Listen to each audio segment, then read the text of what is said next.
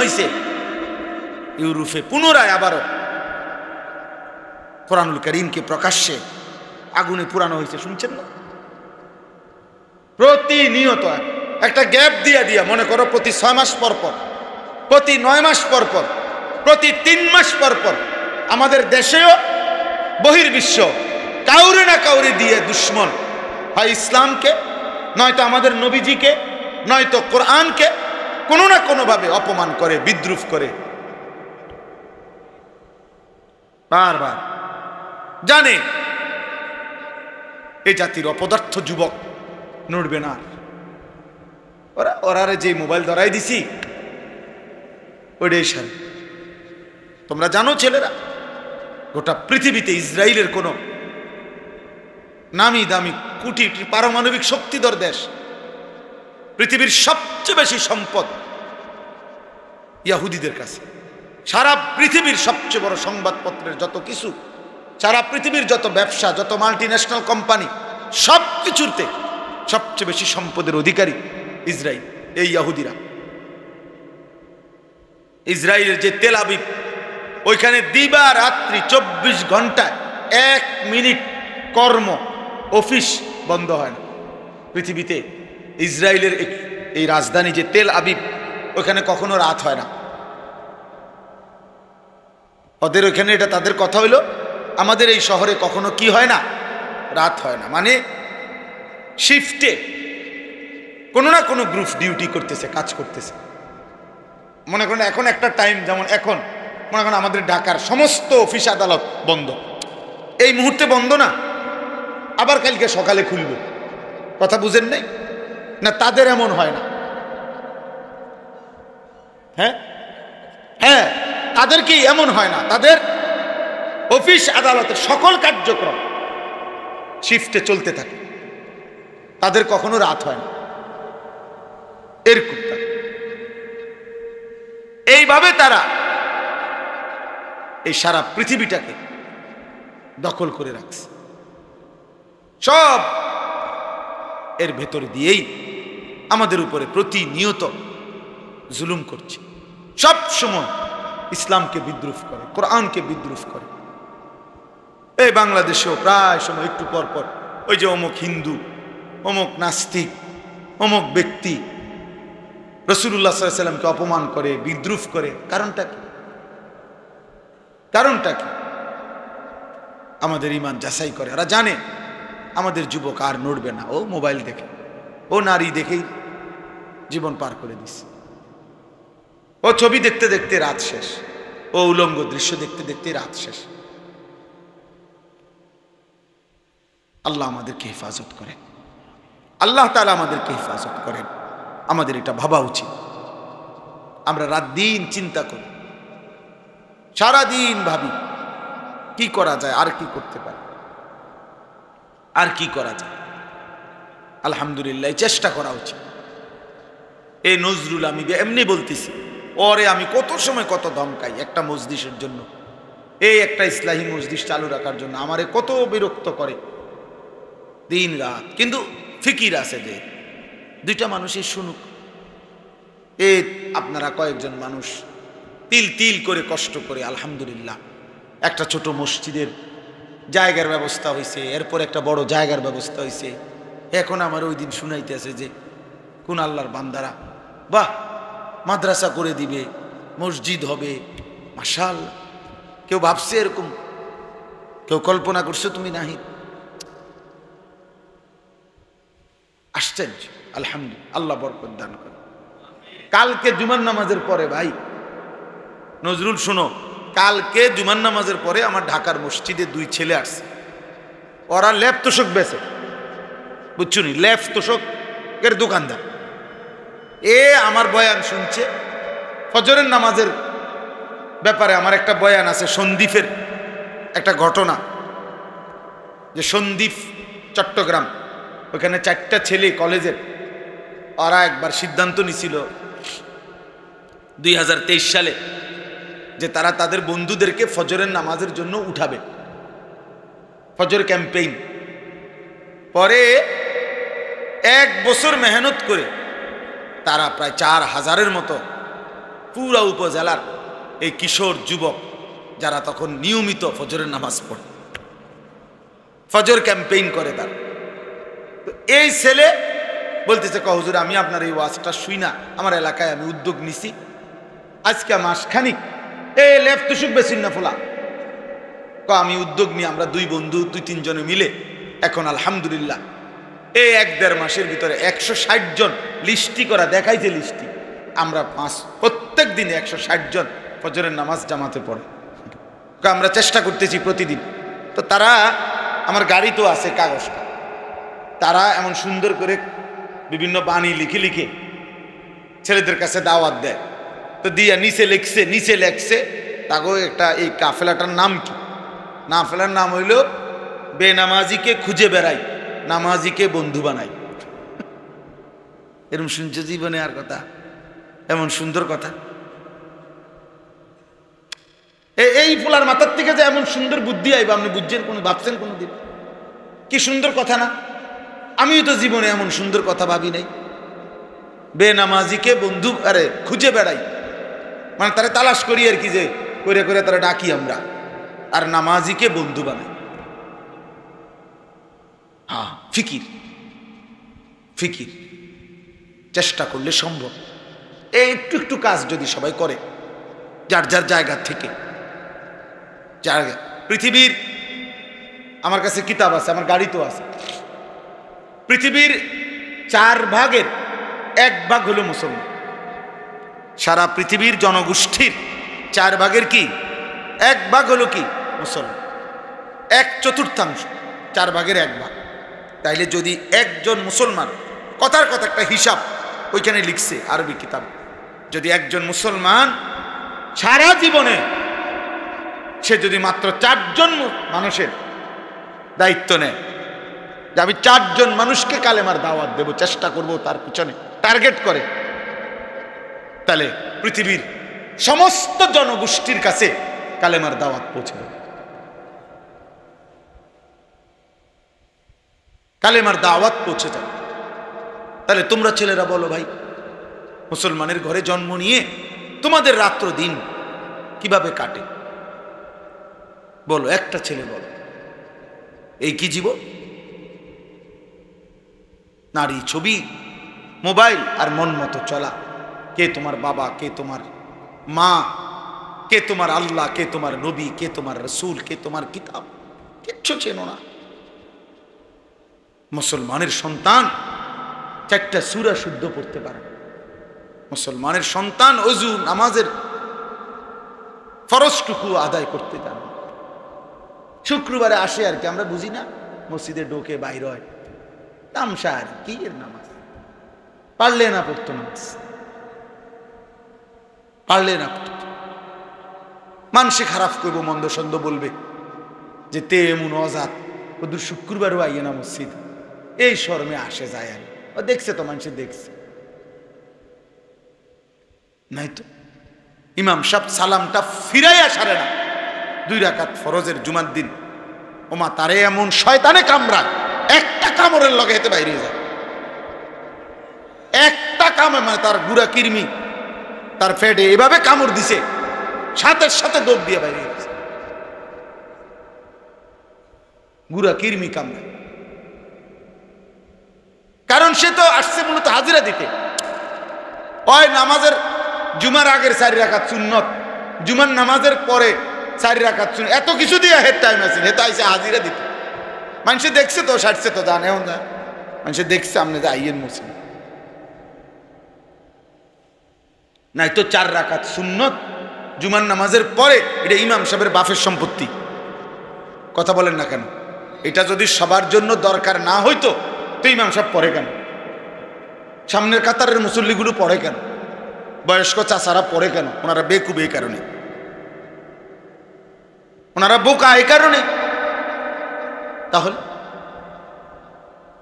এই হাজিরা মার্কা নামাজ আখেরাতে কি মিলবে? আমার শায়েখ আল্লামা মুফতি মুশতাকুন নবী সাহেব বলে যে, হে মুসলমান, যেই নামাজ তোমার মসজিদের থেকে 100 হাত সামনে চা দোকানের আড্ডা, টেলিভিশনের আড্ডা থেকে ফিরাইতে পারলো না, সেই নামাজ তোমারে জাহান্নাম থেকে কেমনে ফিরাবে? বুঝাই তো যায় তুমি কি নামাজ পড়ছো, বুঝাই তো যায়, বুঝাই তো যায়। নামাজের মধ্যে যদি ওই যে আপনি লাল কালি দিয়ে যদি ভুল দাগ দেন, তো এরপরে আর সাদা লেখা পাইতেন না, পুরাটাই কি হয়ে যাবে?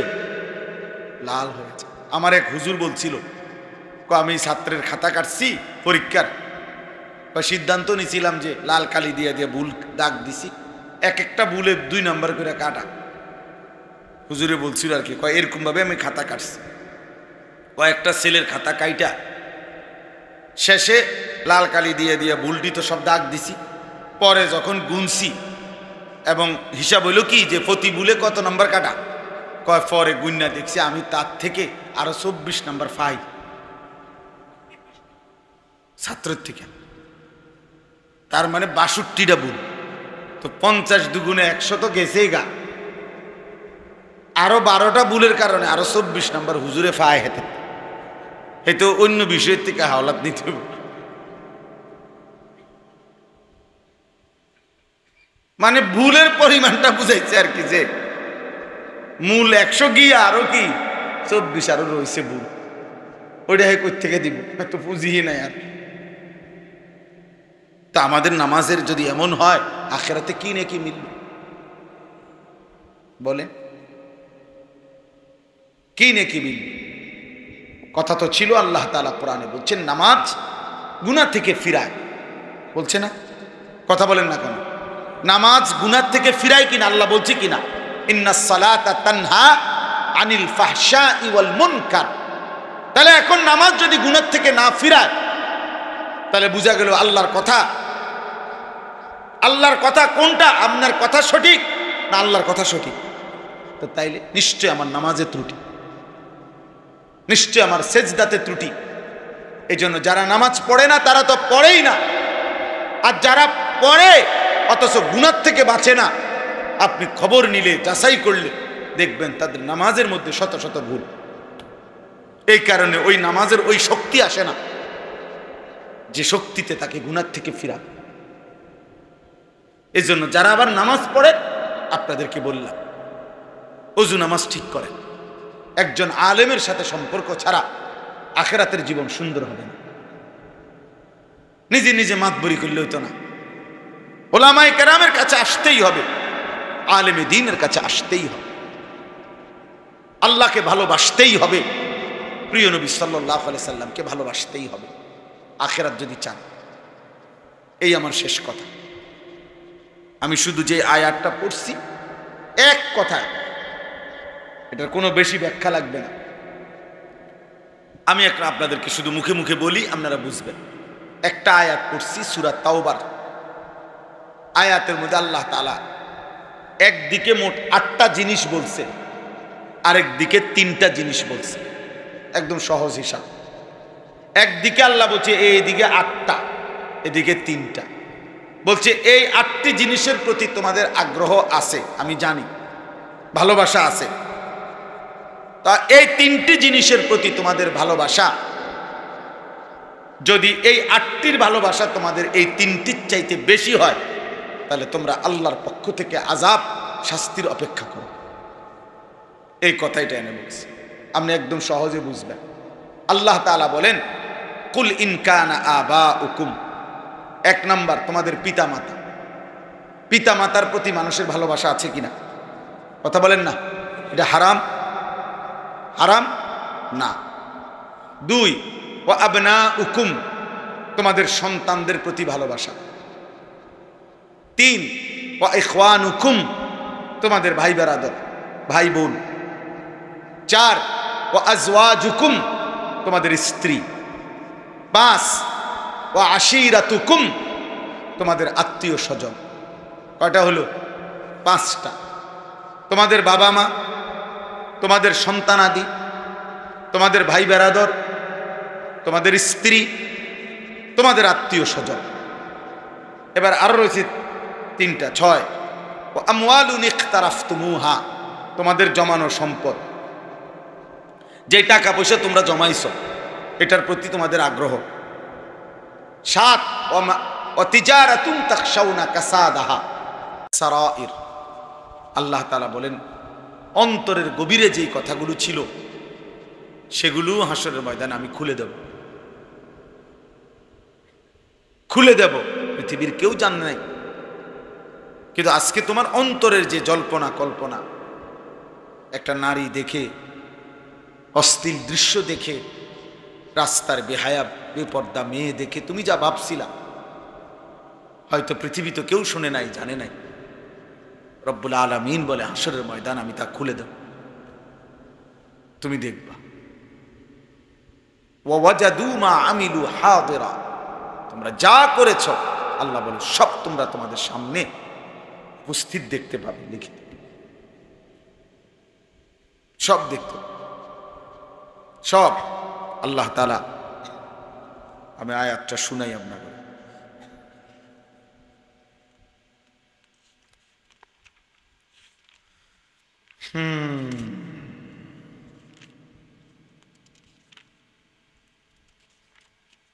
এই দেখেন আল্লাহ তাআলা বলেন ওমা তাকুনু ফি শা'নিন, তোমরা যে অবস্থায় থাকো না কেন, ওমা তাতলু মিনহু মিন কুরআনিন, আল্লাহর কোরআন থেকে তোমরা সামান্য যেটুকুই তেলাওয়াত করো না কেন, ওয়ালা তা'মালুনা মিন আমালিন, তোমরা যেইটুকু আমলি, যখন যেই আমলই করো না কেন, ইল্লা কুন্না আলাইকুম শুহুদান ইজ তুফিদুনা ফীহি, যখন তোমরা তা আল্লাহর জন্য করে থাকো তো আল্লাহ তাআলা বলেন আমি তোমাদের সাথেই থাকি, আমি তোমাদের সাথেই থাকি, আমি তোমাদের সামনেই থাকি, আমি সেটা পুরাপুরি দেখতে পাই। আমা ইয়াযুবু আর রাব্বিকা মিন মিসকালি যাররাতিন ফিল আরদি ওয়ালা ফিস সামা, তোমাদের রবের চোখ থেকে, তোমাদের মালিকের দৃষ্টি থেকে আসমান ও জমিনের কোনো কিছু আড়াল যায় না, এক যাররাও না। আল্লাহ বলছে এক যাররা, মিসকালা যাররা, এক বিন্দুও তোমাদের রবের আড়ালে নয়। ওয়ালা আসগারা মিন যালিকা ওয়ালা আকবারা, এক বিন্দুর চাইতেও যদি কম হয় সেটাও, বিন্দুর চাইতে যদি বেশি হয় সেটাও, ইল্লা ফি কিতাবিম মুবিন, সবকিছুই তোমাদের জন্য সুস্পষ্ট আমলনামার মধ্যে লেখা আছে, কিছুই বাদ যাবে। প্রতিটা হাসি, প্রতিটা কান্না, চোখের প্রতিটা পলক, কানের প্রতিটা শব্দ শোনা, হৃদয়ের প্রতিটা স্পন্দন, নিঃশ্বাসের প্রতিটা উঠানামা, আল্লাহর কসম রব্বুল আলামিন বলে তুমি একটা একটা করে হিসাব করা, তুমি তোমার আমলনামার মধ্যে দেখতে পাবে, একটা একটা করে। মোট হাসি দিছো এতবার, কাঁদছো এতবার, হাত উঠাইছো উপরে এতবার, নিচে নামাইছো এতবার, চোখের পলক পড়ছে এতবার, নিঃশ্বাস উঠানামা করছে এতবার। আল্লাহ বলেন আমি এটার হিসাব দেব, আমার ফেরেশতা এটার হিসাব দেব, এবং প্রতিটা নিঃশ্বাসের সাথে লিখে দিবে এটা নেক কাজে, এটা গুনার কাজে, এটা গুনাহের কাজ। এই নিঃশ্বাসটা গেছে রব আপনাকে সেজদা দিতে দিতে, এই নিঃশ্বাসটা গেছে নারীর অশ্লীল ছবি দেখতে দেখতে। কারণ আমরা যেই অবস্থায় থাকি, ইবাদত কিংবা গুনাহ, আমাদের নিঃশ্বাস আসা যাওয়া করে, করে কিনা? নাই তো হে মারাই যাবে। নিঃশ্বাস যদি বন্ধ হয়ে যায় মারা যাবে না? তাহলে আমরা যেই অবস্থায় আছি আমাদের নিঃশ্বাস উঠানামা করে। মা মিন ইমরিইন নাফাসা ইল্লা কুতিবা, আল্লাহর নবী সাল্লাল্লাহু আলাইহি ওয়াসাল্লাম বলেন তোমাদের প্রত্যেকটি নিঃশ্বাস লেখা হয়, প্রতিটা নিঃশ্বাস ফেরেশতা লিখে, ইম্মা ফি তাআতিক ওয়া ইম্মা ফি মাসিয়াত। কোন নিঃশ্বাস নেকি হিসাবে লেখা হয়, কোন নিঃশ্বাস গুনাহ হিসাবে লেখা, গুনাহ হিসাবে লেখা। এজন্য বাপ আমরা এটা বোঝা উচিত, প্রত্যেকেই বিবেক দিয়ে, ইনসাফ। বিবেক মরে গেলে কিছু থাকে না, যার দিল মরে যায় সে আসলে মৃত। অন্তর যার মৃত, অন্তরে যার নড়াচড়া নাই, শোধ বোধ নেই। মানুষ যখন কোনো সময় কিছু মানুষ আছে এমন মাজুর, এমন অসুস্থ যে এই যে হাতটা 24 ঘন্টা নড়ে, বেচারার আর নিজস্ব কোনো কি নেই, এটা থামাইবার ক্ষমতা নেই। কোনো মানুষের অন্তর কখনো এমন হয় যে নাফরমানি করতে করতে, আল্লাহর অবাধ্য হইতে হইতে বিবেক অনুভূতি একদম মরে যায়। ফলে আর বছরের পর বছর আল্লাহর নাফরমানি করার পরেও হৃদয়ের মধ্যে, কলিজার মধ্যে একটু জ্বলন অনুভব হয়, অস্থিরতা আসে না, ব্যথা আসে না। এটা বহুত বড় লানত, বহুত বড় আফসোস, বহুত বড় আফসোস। দিনের পর দিন মিথ্যা বলতেছে, চুরি করতেছে, জিনা করছে, ব্যভিচার করতেছে, সুদ খাইতেছে, ঘুষ নিতেছে, কিস্তি করতেছে। 60 বছর স্বাভাবিকভাবে বিড়ি খাইতেছে, সিগারেট খাইতেছে, সকালে রাতে প্রকাশ্যে, রাস্তায়, বাজারে, দোকানে, বেডুইতের সামনে, বেডুইতের সামনে, পোলাইনের সামনে। হ্যাঁ, এটা কি ধরনের বুড়া মানুষ আমি বুঝি না। আমার কাছে খুব অবাক লাগে যে এটা এবারে কি ডকের বুড়া মানুষ। এটা মুসলমান কি জাতের মুসলমান? এটা এবারটার কাছে বুঝি কোনো জায়গায় এটা গুণা মনে হয় না। যখনই মন চাইছে বিড়ি খুলে ধরাইছে, খাইতে আছে, বা বেউকুফ, আশ্চর্য। অত টয়লেটে খাইতো না, কই খাইতো? বেটার 24 ঘন্টার আমল, তো টয়লেট একটা জায়গা না? এটা তো শরমের কিছু না। যার কোনোখানে শরম নাই, হ্যাঁ বেটার চিন্তা করে টয়লেটে খাই। টয়লেটে খাইলে কি, সে তো তার শরমে নাই, তো সব জায়গায় খাবে।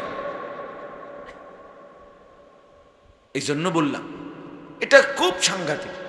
একজন মহিলা প্রত্যেক দিন বেপরোয়া, প্রতিদিন রাস্তার পাশে পুকুরে গোসল করে। ওমা, এটা কি অপদার্থ মহিলা! এই মহিলা তো মহিলা বলতে কিছু নাই। আর এক নারীর শরীরে যে হায়া, সৃষ্টিগতভাবে লজ্জা আল্লাহ তাআলা পুরুষের চাইতে বেশি দিয়ে নারীকে তৈরি করছে। নারী মানেই লাজুক, নারী মানেই লজ্জাশীলা নারী। ওই পাতা, এটারে কেন লজ্জাবতী পাতা করে? ওই যে একটা পাতা আছে না, একটা হাত ছুইলেই, একটু লাগলেই আস্তে গুটায় যায়, আস্তে মিশে যায়। আগে এগুলা খুব ছিল, আমরা স্কুলে পড়তে খুব মজা পাইতাম। এগুলা ইচ্ছা করে গিয়ে হাত লাগাইতাম, মানে দেখতে ভালো লাগতো এটা। তো নারী মানেই লজ্জাশীল, নারী মানে হায়া, শরম, লজ্জা, শালীনতা, এটা তার সৃষ্টির মধ্যে আল্লাহ দিয়েছেন। সেই নারী যখন বেপর্দা হয়, বেহায়া হয়, চরিত্রহীন হয়, তো এইটা বেশি দুর্গন্ধ ছড়ায়।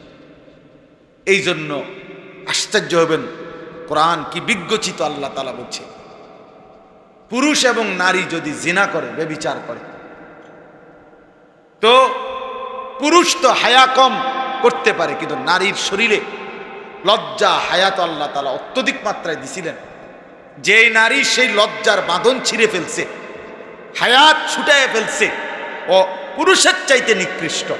এই জন্য আল্লাহ তাআলা কোরআনে ব্যভিচারী নারী পুরুষের শাস্তির কথা বলতে গিয়ে প্রথম নারীর কথা উল্লেখ করছে, আয-যানিয়াতু ওয়াজ-যানি।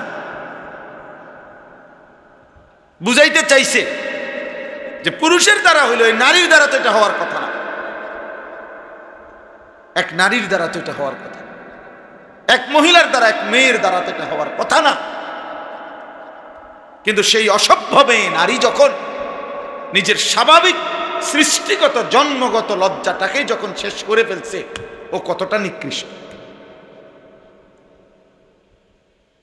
এই জন্য কোরআনে আছে, ইয়া নিসা আন-নাবিয়্যি মান ইয়াতি মিনকুন্না বিফাহিশাতিন মুবায়্যিনা ইউদাআফ লাহাল আযাবু দি'ফাইন ওয়া কানা যালিকা আলাল্লাহি ইয়াসীরা। ভয়ঙ্কর কথা এটা, কোরআন শরীফের আয়াত। আল্লাহ বলছে, হে নবীর স্ত্রীগণ, নবীজির বিবিদেরকে বলছে, যারা উম্মতের সর্বশ্রেষ্ঠ নারী, রাসূলুল্লাহ সাল্লাল্লাহু আলাইহি ওয়াসাল্লামের স্ত্রীদের চাইতে এই উম্মতের নারীদের মধ্যে শ্রেষ্ঠ সম্মানিত নারী আর কে? সেই শ্রেষ্ঠ নারী ওনারা, ওনাদেরকে পর্যন্ত আল্লাহ বলছে সাবধান, কোন ইমানদার নারী যদি বেহায়াপনা করে, ফাহিশা অর্থ হল অশ্লীলতা, বেপরদিগি, বেহায়াপনা, জিনা ব্যভিচারের পুরুষ পরিবেশ, পর পুরুষের সাথে একাকিত্ব, পরকিয়া, বিবাহ বহির্ভূত প্রেম, হারাম সম্পর্ক, এরকম যে কোনো অশ্লীলতা আল্লাহ বলছে তোমাদের নারীদের কারো ইমানদার দ্বারা হয়, যদি ইমানদার নারী, তো মনে রাখবা আমি আল্লাহ তাআলা পরিষ্কার বললাম তার প্রত্যেকটা পাপের কারণে আমি তাকে দ্বিগুণ শাস্তি দেব, দ্বিগুণ। ইউদাআফ লাহাল আযাবু দি'ফাইন, ডাবল শাস্তি। কেন? তোমার দ্বারা এটা হওয়ার কথা। তুমি না নারী, তুমি না মেয়ে, তোমার মধ্যে তো সৃষ্টিগতভাবে আমি আল্লাহ লজ্জা বেশি দিছিলাম, হায়া বেশি দিছিলাম, সেটা তুমি ভেঙে ফেললা কেমনে? সেটা তুমি নষ্ট করে ফেললা কেমনে?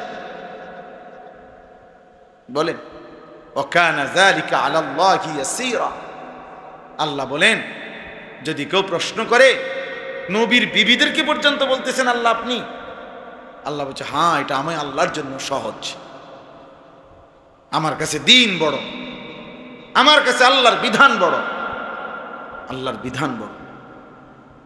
সে নবীর বিবি হোক, অপরাধ অন্যায় করলে আমি তাকেও দ্বিগুণ শাস্তি দেব। কোরআন শরীফে আছে মিয়া, আমাদের নবীজিকে আল্লাহ কি বলছে? নবীকে সাল্লাল্লাহু আলাইহি ওয়াসাল্লাম, নবীজিকে ডাইরেক্ট আল্লাহ বলছে বন্ধু, ওয়ালাউ তাকাওয়ালা আলাইনা বা'দাল আকাফিল লাআখাযনা মিনহু বিল ইয়ামিন সুম্মা লাকাতা'না মিনহুল ওয়াতিন। তোমরা ছেলেরাও শোনো মিয়া, আল্লাহ বলে আমাদের নবীকে বলছে, মাহবুব তিনি, হাবিব, কলিজার টুকরা, আল্লাহ পাকের এর চাইতে প্রিয়জন আর কেউ হইতে পারে? কথা বলেন না। সবচেয়ে প্রিয় আপন কলিজার টুকরা, সেই বন্ধুকে আল্লাহ বলছে বন্ধু আপনি যদি আমার নামে একটা কথা বানাইয়া বলেন, বানোয়াটি কোনো কথা, আমি বলি নাই এমন কথা, যদি আমি আল্লাহর নামে বলেন, আমি প্রথমত আপনার ডান হাত, এই ডান হাত লাআখাযনা মিনহু বিল ইয়ামিন, আপনার ডান হাত টেনে ধরবো। আর যদি আপনি হাত টান দেয় তো মাথাও টাইনা চলে আসবে, মাথা নিচের দিকে আসবে না? তা আল্লাহ বলেন এরপরে আপনার গর্দানটা আপনার শরীর থেকে একটা কব্বি আলাদা করে ফেলবে। কোরআন শরীফের আয়াত। কাকে বলছে? জি জি জি, বুঝছেন বাংলা কথা? ওয়ালাউ তাকাওয়ালা আলাইনা বা'দাল আকাবিল লাআখাযনা মিনহু বিল ইয়ামিন সুম্মা লাকাতা'না মিনহুল ওয়াতিন। গর্দানের রগটা ছিঁড়ে ফেলবো, এটার অর্থ এটাই, যেই রগ ছিঁড়ে গেলে আপনি মরে যাবেন, এমন রগটা আমি আল্লাহ ছিঁড়ে ফেলবো। একটা কথা উলট পালট বলবেন না, একটা শব্দ বাড়িয়ে বলবেন না। ওয়ালা তাজআল মা'আল্লাহি ইলাহান আখারা ফাতুলকা ফি জাহান্নামা মালুমান মাদহুরা।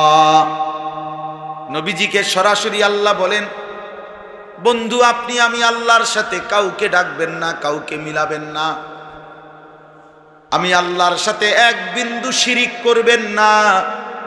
আপনি বন্ধুকে পর্যন্ত বলে দিলাম বন্ধু যদি আপনি এক বিন্দু শিরিক করেন তাহলে আপনি বন্ধুকেও আমি আল্লাহ বেইজ্জতি করে জাহান্নামে ছুঁড়ে মারব।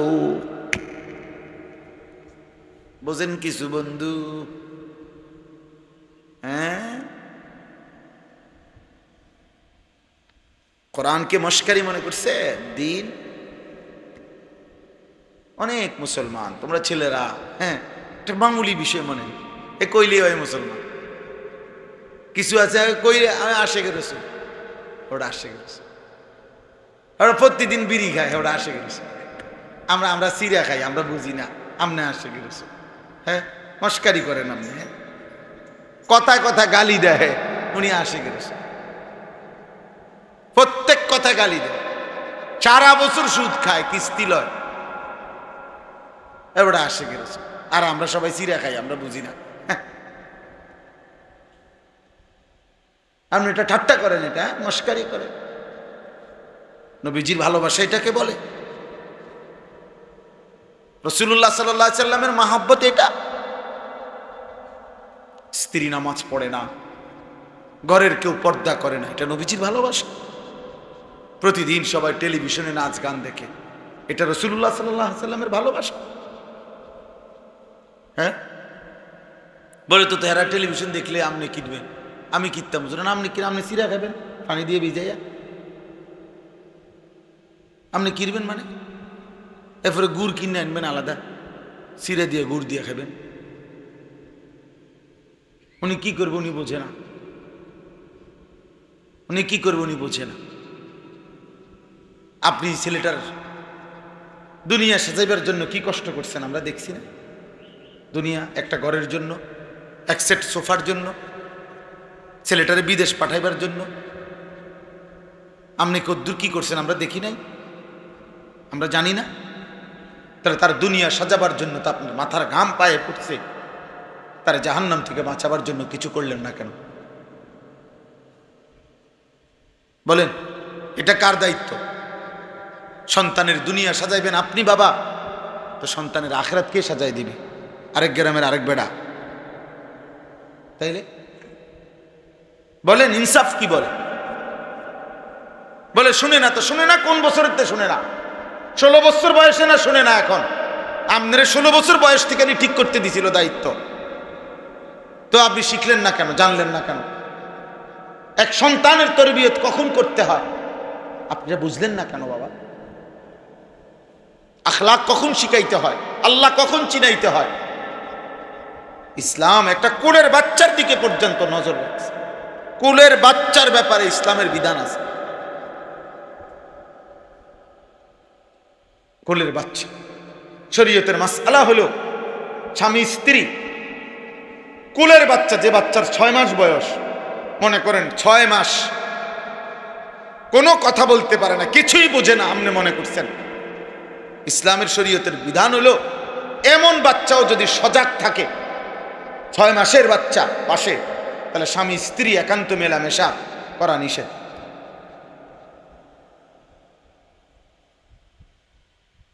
ছয় মাসের বাচ্চা হোক, কারণ তার নজর আছে, তো এই নজরের উপরে প্রভাব বিস্তার করে। একদিন আপনি কি মনে করেন, দীর্ঘদিন যাবৎ অনাদরে অবহেলায়, সেই ছোট্টবেলার থেকে তাকে অনাদরে আর অবহেলায় আপনি বড় করছেন, আজকে 16 বছর বয়সে এই অপদার্থ আর 1 ওয়াক্ত নামাজও পড়ে। এটা কি আজকের থেকে শুরু হয়েছে? বলে না হুজুর, আমি 12 বছর পর্যন্ত 14 বছর পর্যন্ত তারা আমি নামাজ পড়াইছি, আজ যা 6 মাস হয় আর 1 ওয়াক্ত নামাজ পড়ে না, এমন?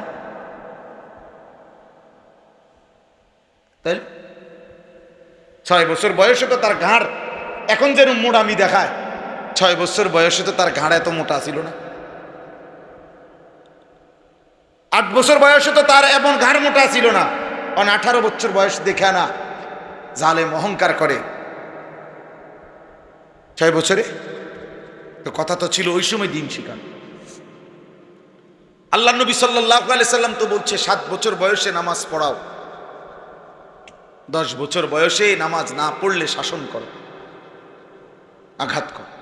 10 বছরের বাচ্চাকে পৃথক শুইতে দাও, নবীজি বলছে ওয়াফাররিকু বাইনাহুম ফিল মাদাজি'। 10 বছরের 2 ভাইকে একসাথে শুইতে দিবা না, 10 বছরের 2 ভাই বোনকে আপন হোক একসাথে শুইতে দিবা না, পরিষ্কার হাদিস। আজকে বিয়া স্বাস্থ্য ভাই যে এত বোন বাপ সাপ হুয়া তো ভাই তামান্ডিরে এক লোক হতাই দিছে, উত্তালা সব রাইতে না কদ্দুর, রাইত কদ্দুর এমনি এমনি যাইব গা গপ করতে করতে। তোরা বাবু সিয়ে রাঁধতে আছে, আরেকদিকে প্যান্ডেল করতে আছে, বেডিতে মশলা বাড়তে আছে। বাহ, কি মিথ্যা বললাম? এটা দিন, এটা আল্লাহর বিধান। আল্লাহ আমাদেরকে বুঝ দান করে। এজন্য গুনাহ ছাড়তে হবে, গুনাহ ছাড়াইতে হবে, আখলাক শিখাইতে হবে। আমরা মানুষের বাচ্চা আর গাভীর বাচ্চা এক না। গাভীর বাচ্চা শুধু দুধ খাওয়ার বিষয়। এই জন্য গাভীর বাচ্চা জন্মের পরে গাভী 2-4 বাজার পরে 1-2 মাস পরে বেচারা এলো চলে গাভী। শুধু বাছুর বড় হয়, মানুষ এরকম করে না যে গাভী ডেবার পরে কি করে লায়, বিক্রি করে লায়, অসুবিধা নাই। কারণ বাছুর এটা শুধু দৌড়াদৌড়ি করিয়া কদ্দুর দুধ খাইবো ঘাস খাইবো এই বিষয়। মানুষের বাচ্চা আর গাভীর বাচ্চা এক কথা না। মানুষের এই বাচ্চার উপরে শরীয়তের বিধান আছে, তার ঈমান শিখাইতে হবে, তার ইসলাম শিখাইতে হবে, তাকে আখলাক শিখাইতে হবে, তাকে নামাজ শিখাইতে হবে, তাকে তার বড়দের শ্রদ্ধা শিখাইতে হবে, ছোটদের স্নেহ শিখাইতে হবে, তাকে হালাল হারাম শিখাইতে হবে, তাকে পাক নাফাক শিখাইতে হবে, তার জায়েজ না জায়েজ শিখাইতে হবে। এই জন্য আল্লাহ তাআলা মাথার উপরে বাবা মা, বড় ভাই, বড় বোন, দাদা দাদি, নানা নানি, চাচা মামা, ফুফা, খালু, এতগুলো মানুষ তার মাথার উপরে অভিভাবকের মতো ছায়া থাকতে সে এমন নষ্ট হলো কেন? এমন চরিত্রহীন হলো কেন? আপন মা বাপ এতগুলো আত্মীয় স্বজন থাকতে এই হাইওয়ান এক ওয়াক্ত নামাজ পড়ে না। এটা কি ধরনের মানুষ? এই অপদার্থ কি ধরনের মুসলমান? এটা ওই ঘরে সে থাকে কেমনে যে ঘরে মুসলমান থাকে? মুসলমানের ঘর যদি হয়, ওই ঘরে কোনোদিন ফজরের নামাজ পড়ে না এমন জানোয়ার ওই ঘরে থাকে কেমনে? ওরে তো জানোয়ারের সাথে থাকতে দেওয়া উচিত। ওরে তো গরু ছাগল যে ঘরে থাকে ওই ঘরে থাকতে দেখা উচিত যে বেটা নামাজ পড়ে না যেগুলো এগুলো ওই ঘরে থাকে, তুই সেখানে থাক। তুমি মানুষের ঘরে থাকবা কেন? মানুষ তো আল্লাহকে সেজদা করে। মানুষকে তো আল্লাহ বানাইছেনই সেজদার জন্য, ইবাদতের জন্য বানাইছে না? বলেন না কেন? তাহলে বলেন, ভাবতে শিখেন, বুঝতে শিখেন। একজনই দায়িত্ব পালন করেন, এত মামুলি না আখিরাত, এত খামখেয়ালি না। প্রত্যেকে প্রত্যেকের সাধ্যমতো চেষ্টা করেন। আপনি একজনরে বুঝান, আপনি 10 জনকে বুঝান। আপনি আপনার শুধু ছেলেটার ব্যাপারে ভাবেন, আপনি আপনার স্ত্রীর ব্যাপারে ভাবেন। স্ত্রী আপনি ভাবেন বুদ্ধি আছে ইসলামে, কোনোভাবে আপনার বিবি পর্দা করে না, এই বেডিরে কেমনে ঠিক করতে হইব? খোদার কসম ইসলামী শরীয়তে তার সঠিক যথোপযুক্ত জুলুম ছাড়াই ইনসাফপূর্ণ সমাধান আছে। যদি কোনো বিষয়ের সমাধান ইসলামে না থাকে তো ইসলাম পূর্ণাঙ্গ না। কথা বলেন না কেন? ইসলাম পূর্ণাঙ্গ দিন কিনা, ইসলাম পরিপূর্ণ কিনা? তাইলে বোঝা গেল সকল বিষয়ে সব অবস্থাতেই ইসলামে সমাধান আছে।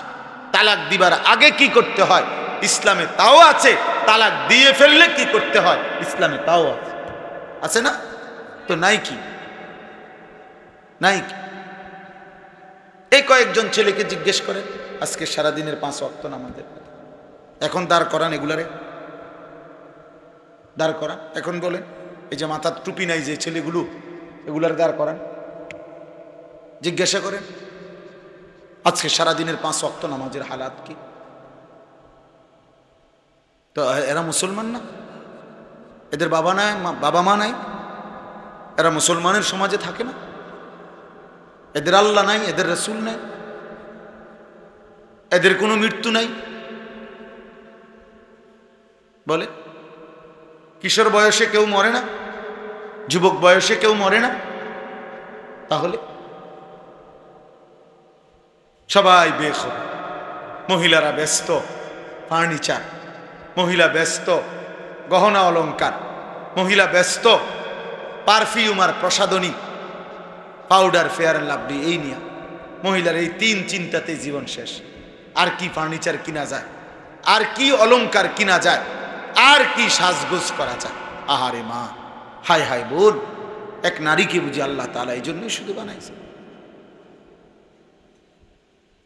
একজন মাকে আল্লাহ তাআলা এই জন্য বানাইছে। অথচ আরবিতে বলে হিদনুল উম্মাহাত মাদ্রাসাতুল বানাত, মায়ের কোল হচ্ছে সন্তানের প্রথম পাঠশালা। সন্তানের প্রথম বিদ্যালয় মায়ের কোল, মায়ের কোল, মায়ের কোল। এজন্য আপনি আশ্চর্য হবেন, কোন ব্যক্তির যদি একজন ছেলে একজন মেয়ে আছে মনে করেন, কিন্তু ওনার সামর্থ্য এত কম যে দুইজনরে পড়াইতে হইলে ওনার উপার্জনে কুলাবে না, মানে টাকা পয়সা যা আছে সংসার চলবে না, তাইলে দুজনরে পড়াইলে কিসে, এখন কারে পড়াইলে? বুঝছুনি কথা? মানে ছেলে একজন মেয়ে একজন, সন্তানের দুইজন। এখন উনি যদি দুইজনরে পড়ায় ওনার কি হবে না, সংসারের অন্য খরচ চলবে না। তাইলে দিন শিখাবে কার? এই দুইজনের মধ্যে মেয়েটাকে, মেয়েটাকে। কারণ এই মেয়ে একটি সংসার, এই মেয়ে আগামী দিনে একটা পরিবার, এই মেয়ে আগামী দিনে একটা ঘর। ইন্নামা ইউরিদুল্লাহু লিইউযহিবা আনকুমুর রিজসা আহলাল বাইত। আল্লাহ তাআলা বলছেন, ইমানদার নারী, চরিত্রবান নারী, নামাজি নারী, আমি আল্লাহ তাআলা চাই তার মাধ্যমে তোমাদের পুরুষদের পুরাটা ঘর পবিত্র করে দিতে। এক মেয়ে চরিত্রবান হওয়া, এক মেয়ে দিনদার হওয়া, এক মেয়ে নেককার হওয়া, সেজদাওয়ালা হওয়া, পর্দানশীল হওয়া, শুধু ওই মেয়ের জন্য না, পুরা ফ্যামিলির জন্য এটা জরুরি। আপনি 1000 ছেলের উপরে জরিপ চালান, ওদের সমস্ত সারা দিনের ব্যস্ততার মূল আকর্ষণ নারী। 10,000 ছেলের পিছনে আপনি তদন্ত করেন, ওদের যৌবনের এই উন্মাদনা, এই চুলের ফ্যাশন, জামা কাপড়ের এই ফ্যাশন, সারাদিন টোটো করে মাতালের মতো ঘুরা, মোটর সাইকেলের এই বাহার, চুলের ডিজাইন, মোবাইলের এই ব্যস্ততা, সব কিছুর মূলে নারীর প্রতি আকর্ষণ, শাহওয়াত, শাহওয়াত, মনের চাহিদা, অশ্লীল অবৈধ কামনা বাসনা, হারাম চাহিদা। যেন সে বুঝছে, যুবক এই ছেলে বুঝছে যে আমারে বানাইছে নারীর জন্য, নারীর লোভ, নারীর আকর্ষণ, এর জন্যই আমার জীবন। অথচ না, না, আল্লাহ তাআলা আমাদেরকে ইবাদতের জন্য বানাইছে, আল্লাহ আমাদেরকে ইসলামের জন্য বানাইছে, আল্লাহর জমিনে কালেমা প্রচারের জন্য বানাইছে। প্রিয় ভাই, একজন ছেলে ভালো হোক, একজন। সারা পৃথিবীতে আমরা 150 কোটি মুসলমান, 150 কোটির চাইতে বেশি, আমরা 150 কোটি, তার চাইতে বেশি, 200 কোটির কাছাকাছি। আর সারা পৃথিবীতে ইহুদি 2 কোটির কম। যেই প্রতিদিন আমাদের মুসলমানদেরকে মারছে ফিলিস্তিন আর গাজাতে, ওদের মূল জনসংখ্যা সারা পৃথিবী মিলাইয়া 2 কোটির কম। ইহুদি ইসরায়েলের জনসংখ্যা 1 কোটির কম, 92 থেকে 97 লাখ মাত্র। আর সারা পৃথিবীতে মুসলমান 150 কোটি, তার চাইতেও বেশি। কোথায় 150 কোটি? আমাদের ঢাকা শহরে কত মানুষ? 30,000,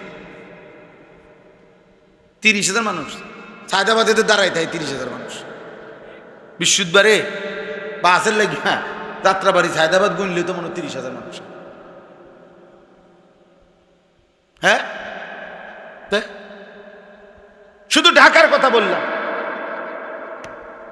তাহলে সারা পৃথিবীর এত কোটি কোটি মুসলমান, আমাদের চোখের সামনে মাত্র 1 কোটির চাইতে কম ইহুদি, তারা আমাদের উপরে এই পরিমাণ জুলুম করছে। একটা বাচ্চা ওই দিন দেখছি পত্রিকায়, 12 কিলোমিটার পথ, এই গাজার 12 কিলোমিটার এতিম সন্তান পায়ে হাঁটা গেছে একটা রুটির জন্য। রুটিটা যখন হাতে নিছে তখন গুলি আইসা ওরে ঝাঁঝরা করে ফেলছে। রুটি হাতে, অসহায় বাচ্চা শহীদ হয়ে গেছে। রুটিটা আর খাইতে পারে না। আমার মনে হয়েছে কি জানো, আমার মনে হয়েছে যেন বাচ্চাটা যেন বলছে রুটিটা পাইয়া যে আয় আল্লাহ, শুধু রুটি খাবো কেমন, আমি ছোট মানুষ, ঝোলও নাই, তরকারিও নাই, কিচ্ছুই তো না। তো আল্লাহই যেন বলছে, আচ্ছা ঠিক আছে, আমার কাছে চলে আয়, আমি জান্নাতে তোরে গোশতও দেব, ঝোলও দেব, রুটিটা নিয়ে আইসা পড়, থাকিস না আর এই দুনিয়ায়। ও রুটি হাতেই জান দিয়ে দিস। আর তোমরা নারী দেখো, দেখো বাবা ঠিক আছে, তোমরা ছবি দেখো, ওই দেখো ওই ছেলে দেখো, ওই ওরা 3-4 জন, মানে ওরা ওদের শয়তানের মধ্যে আছে, শয়তান ওদেরকে কোনো জায়গা থেকে ছাড়ে না, ইবলিস তা করে ছাড়তেই চায় না, প্রতিবন্ধীর মতো হাসে, মানে তার সিরা যারা এরকম কি লেগে হাসে কইতারে না।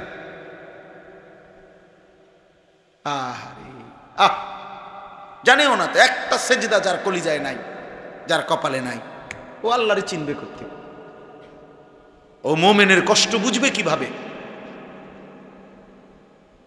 ও মুসলমানের রক্ত বুঝবে কিভাবে? ও তো জানে শুধু মোবাইল, ও তো জানে শুধু নারী ছবি, ও কি বুঝবে? এই জন্য আজকে আমাদের নবী সাল্লাল্লাহু আলাইহি ওয়াসাল্লাম 1450 বছর আগে নবীজি বলছেন,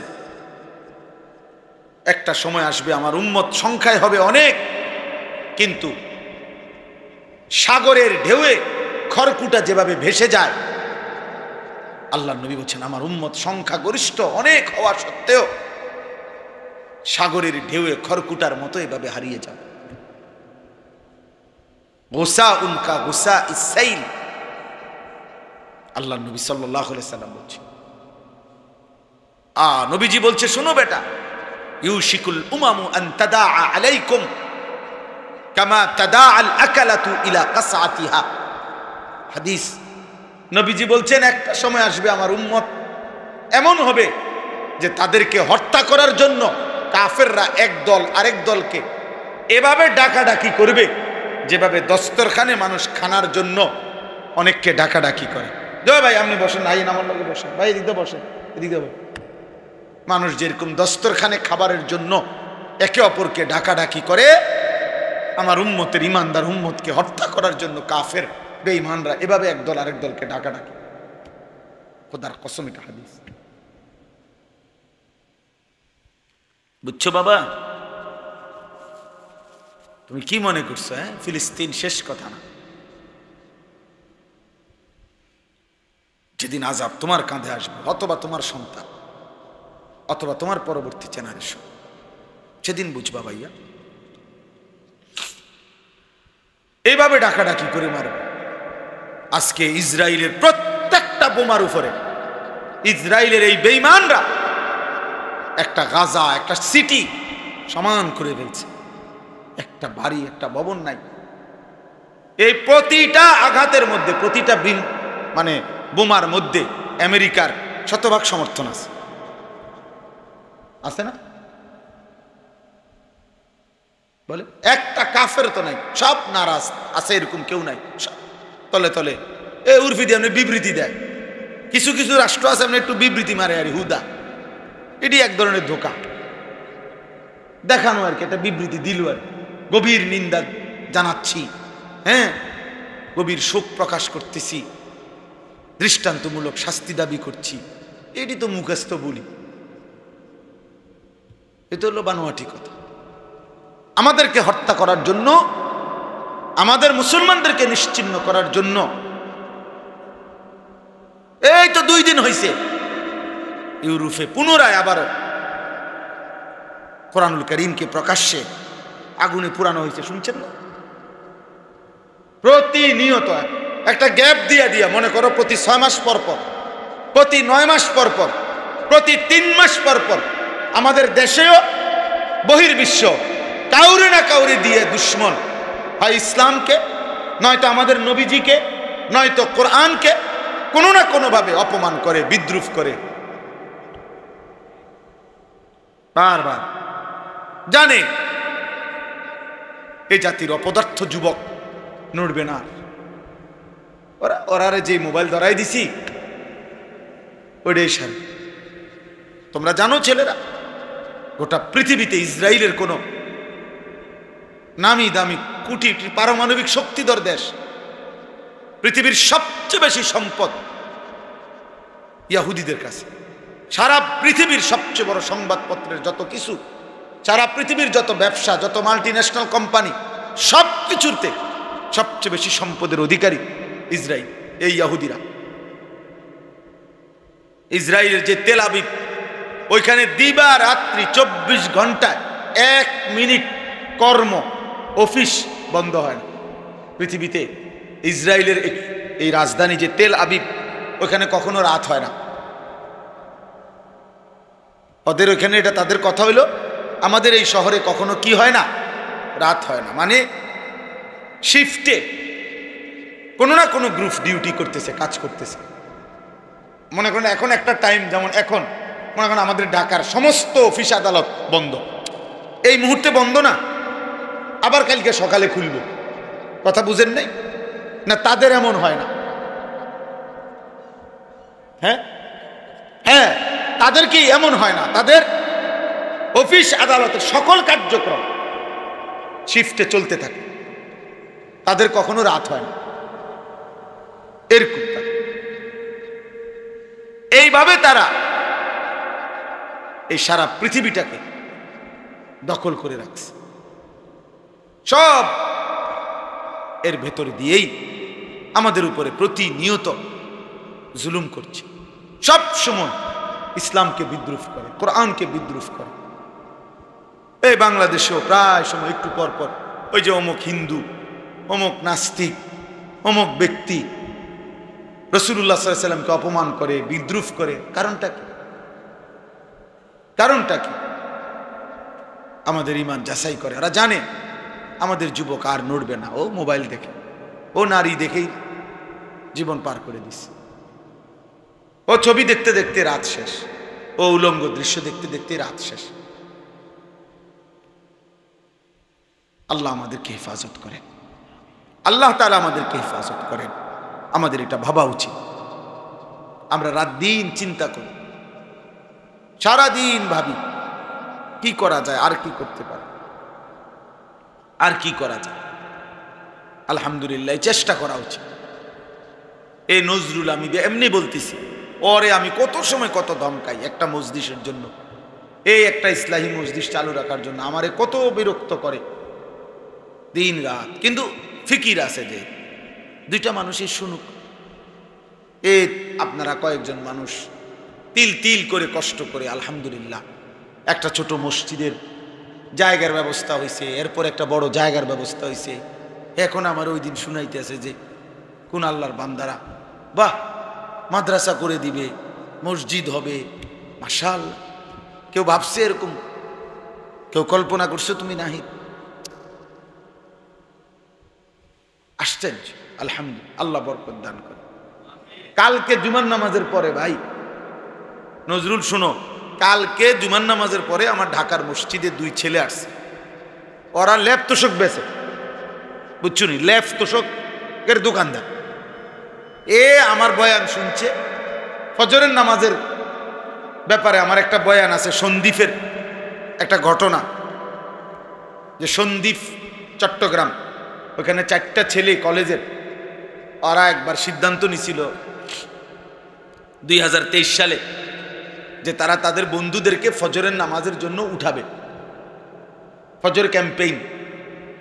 পরে 1 বছর মেহনত করে তারা প্রায় 4000-এর মতো পুরা উপজেলার এই কিশোর যুবক যারা তখন নিয়মিত ফজরের নামাজ পড়ে, ফজর ক্যাম্পেইন করে তারা।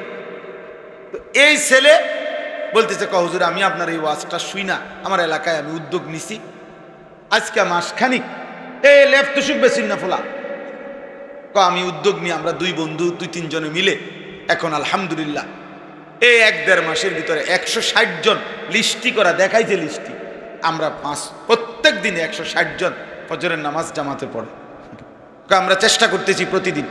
তো তারা, আমার গাড়ি তো আছে কাগজটা, তারা এমন সুন্দর করে বিভিন্ন বাণী লিখে লিখে ছেলেদের কাছে দাওয়াত দেয় তো দিয়া নিচে লেখছে তাগো একটা এই কাফেলাটার নাম কি? কাফেলার নাম হইল বেনামাজিকে খুঁজে বেড়াই, নামাজিকে বন্ধু বানাই। এরকম শুনছে জীবনে আর কথা? এমন সুন্দর কথা এই ফুলার মাথার থেকে যে এমন সুন্দর বুদ্ধি আইবা আপনি বুঝছেন কোন, ভাবছেন কোনদিন? কি সুন্দর কথা না? আমিও তো জীবনে এমন সুন্দর কথা ভাবি নাই। বেনামাজিকে বন্ধু আরে খুঁজে বেড়াই, মানে তারা তালাশ করি আর কি, যে করে করে তারা ডাকি আমরা, আর নামাজিকে বন্ধু বানাই। হ্যাঁ, ফিকির চেষ্টা করলে সম্ভব। এই একটু একটু কাজ যদি সবাই করে যার যার জায়গা থেকে, পৃথিবীর, আমার কাছে কিতাব আছে, আমার গাড়ি তো আছে, পৃথিবীর 4 ভাগের 1 ভাগ হলো মুসলমান। সারা পৃথিবীর জনগোষ্ঠীর 4 ভাগের কি 1 ভাগ হলো কি মুসলমান, 1/4, 4 ভাগের 1 ভাগ। তাইলে যদি একজন মুসলমান, কথার কথা একটা হিসাব ওইখানে লিখছে আরবি কিতাব, যদি একজন মুসলমান সারা জীবনে সে যদি মাত্র 4 জন মানুষের দায়িত্ব নেয়, যে আমি 4 জন মানুষকে কালেমার দাওয়াত দেব, চেষ্টা করব তার পিছনে টার্গেট করে, তাহলে পৃথিবীর সমস্ত জনগোষ্ঠীর কাছে কালেমার দাওয়াত পৌঁছে যাবে।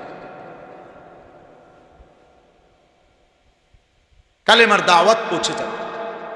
তাহলে তোমরা ছেলেরা বলো ভাই, মুসলমানের ঘরে জন্ম নিয়ে তোমাদের রাত্র দিন কিভাবে কাটে? বলো, একটা ছেলে বলো, এই কি জীবন? নারী, ছবি, মোবাইল আর মন মতো চলা।